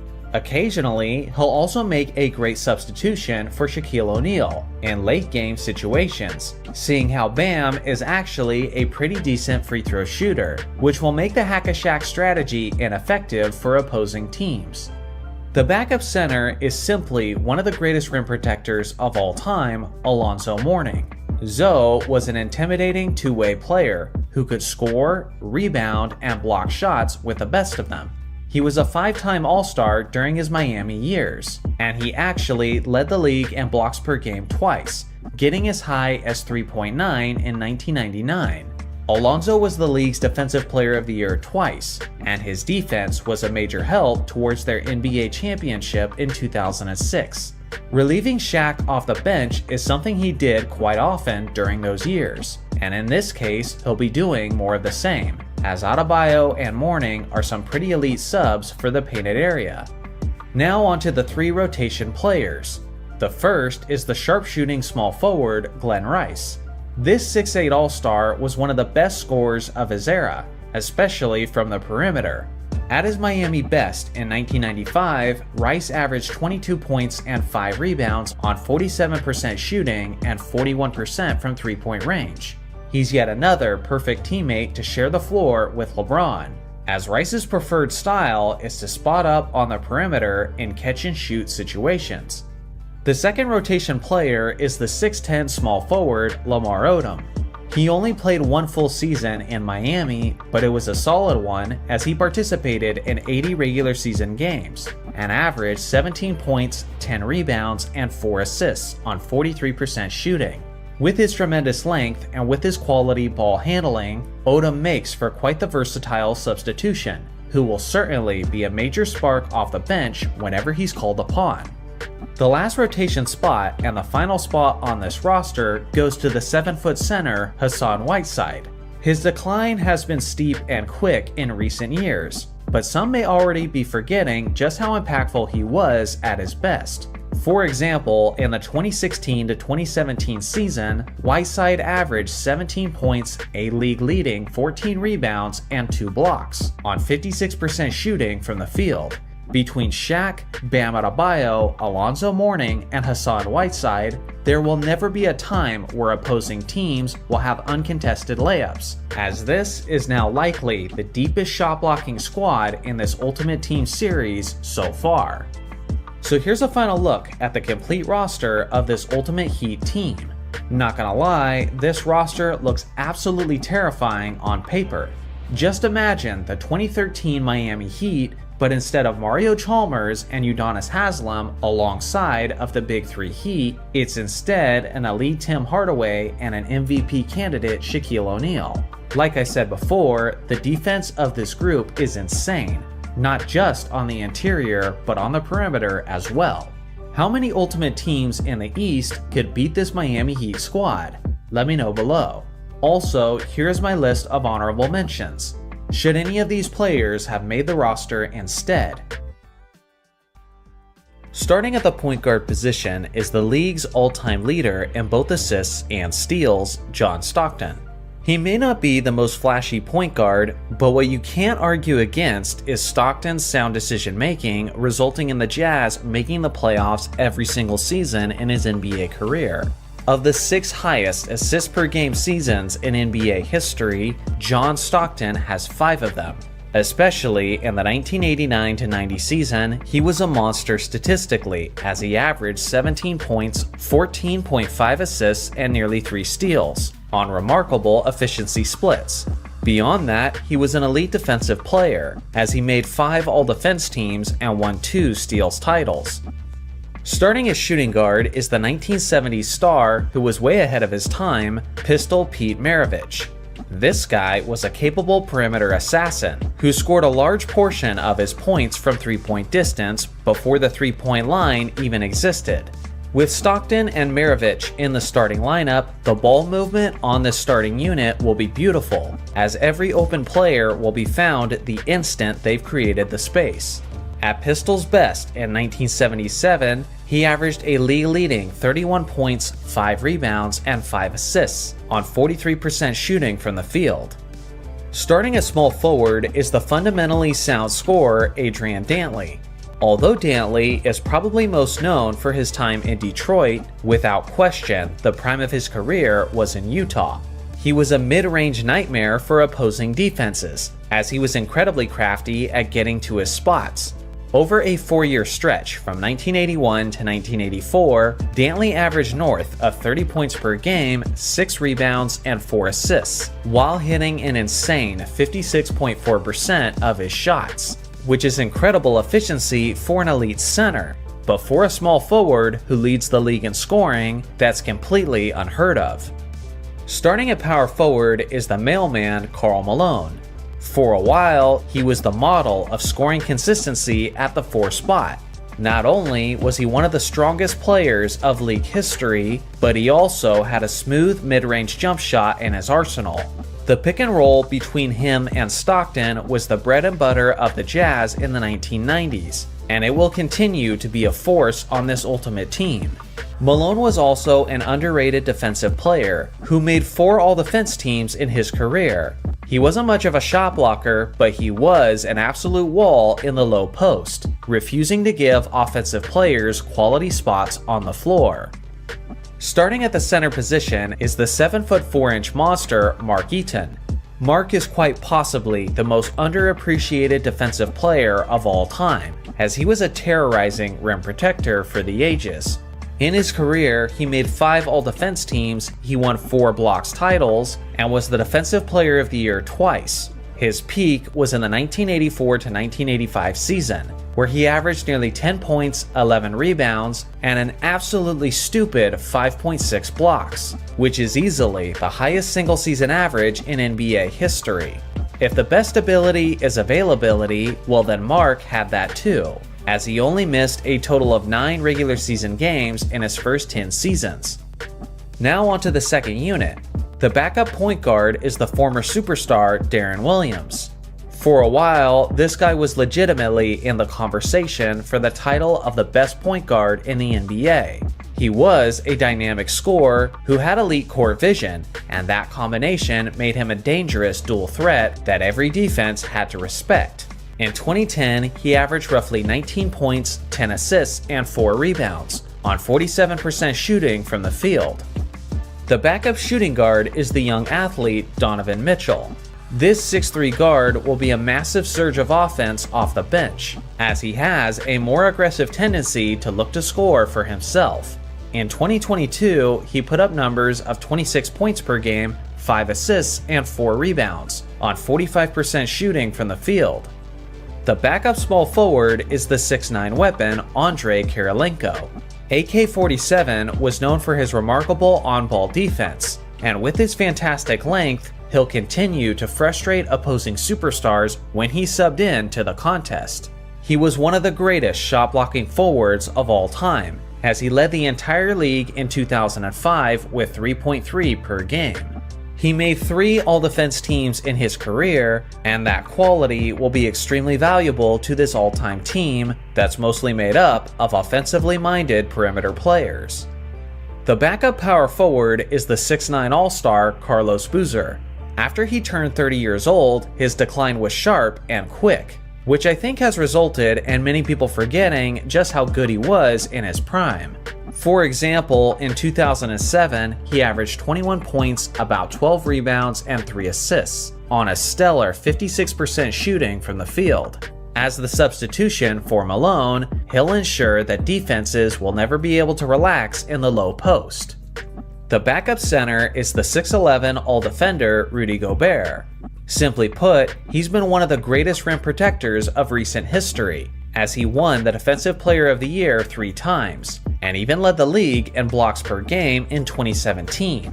He'll have an impact in more ways than that though, as he was also a league-leading rebounder in 2022, and will make a fantastic lob recipient for all of the great facilitators on the squad. Now onto the 3 rotation players. The first is the 6'4" shooting guard Jeff Hornacek. During their championship contending years in the 1990s, Hornacek was operating as the reliable third option. You could argue that there's some more talented players who deserve this rotation spot, but personally, I'm taking Hornacek for his elite 3-point shooting, as he'll spread the floor with his career 40% sniping from that distance. The second rotation spot goes to the 7-foot power forward, Lauri Markkanen. With traditional low-post power forwards like Karl Malone and Carlos Boozer, Markkanen will make a nice change of pace, as he has a more modern style that can help space the floor. The 2022 to 2023 season was his first as an All-Star, and that year he put up averages of roughly 26 points, 9 rebounds on 50% shooting from the field. The third rotation player and the final spot on the roster goes to the 6'7" small forward Gordon Hayward. At his best, Hayward did a little bit of everything for Utah, as he was a solid scorer from just about everywhere on the court.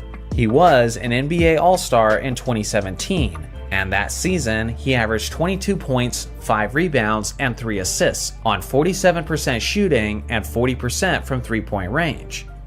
So here's a final look at the complete roster of this Ultimate Jazz team. When you look at this group as a whole, they're pretty solid throughout, filled with great offensive and defensive players. One area that seemed to be lacking after the first 2 units was 3-point shooting, which is why I picked those last 3 rotation players to help out in that aspect. Do you think this team would make the ultimate playoffs in the West? Let me know your opinion. Also, here's my list of honorable mentions. Should any of these players have made the roster instead? Starting at the point guard position is the triple-double machine, Oscar Robertson. He wasn't a very flashy point guard, and with his slow and methodical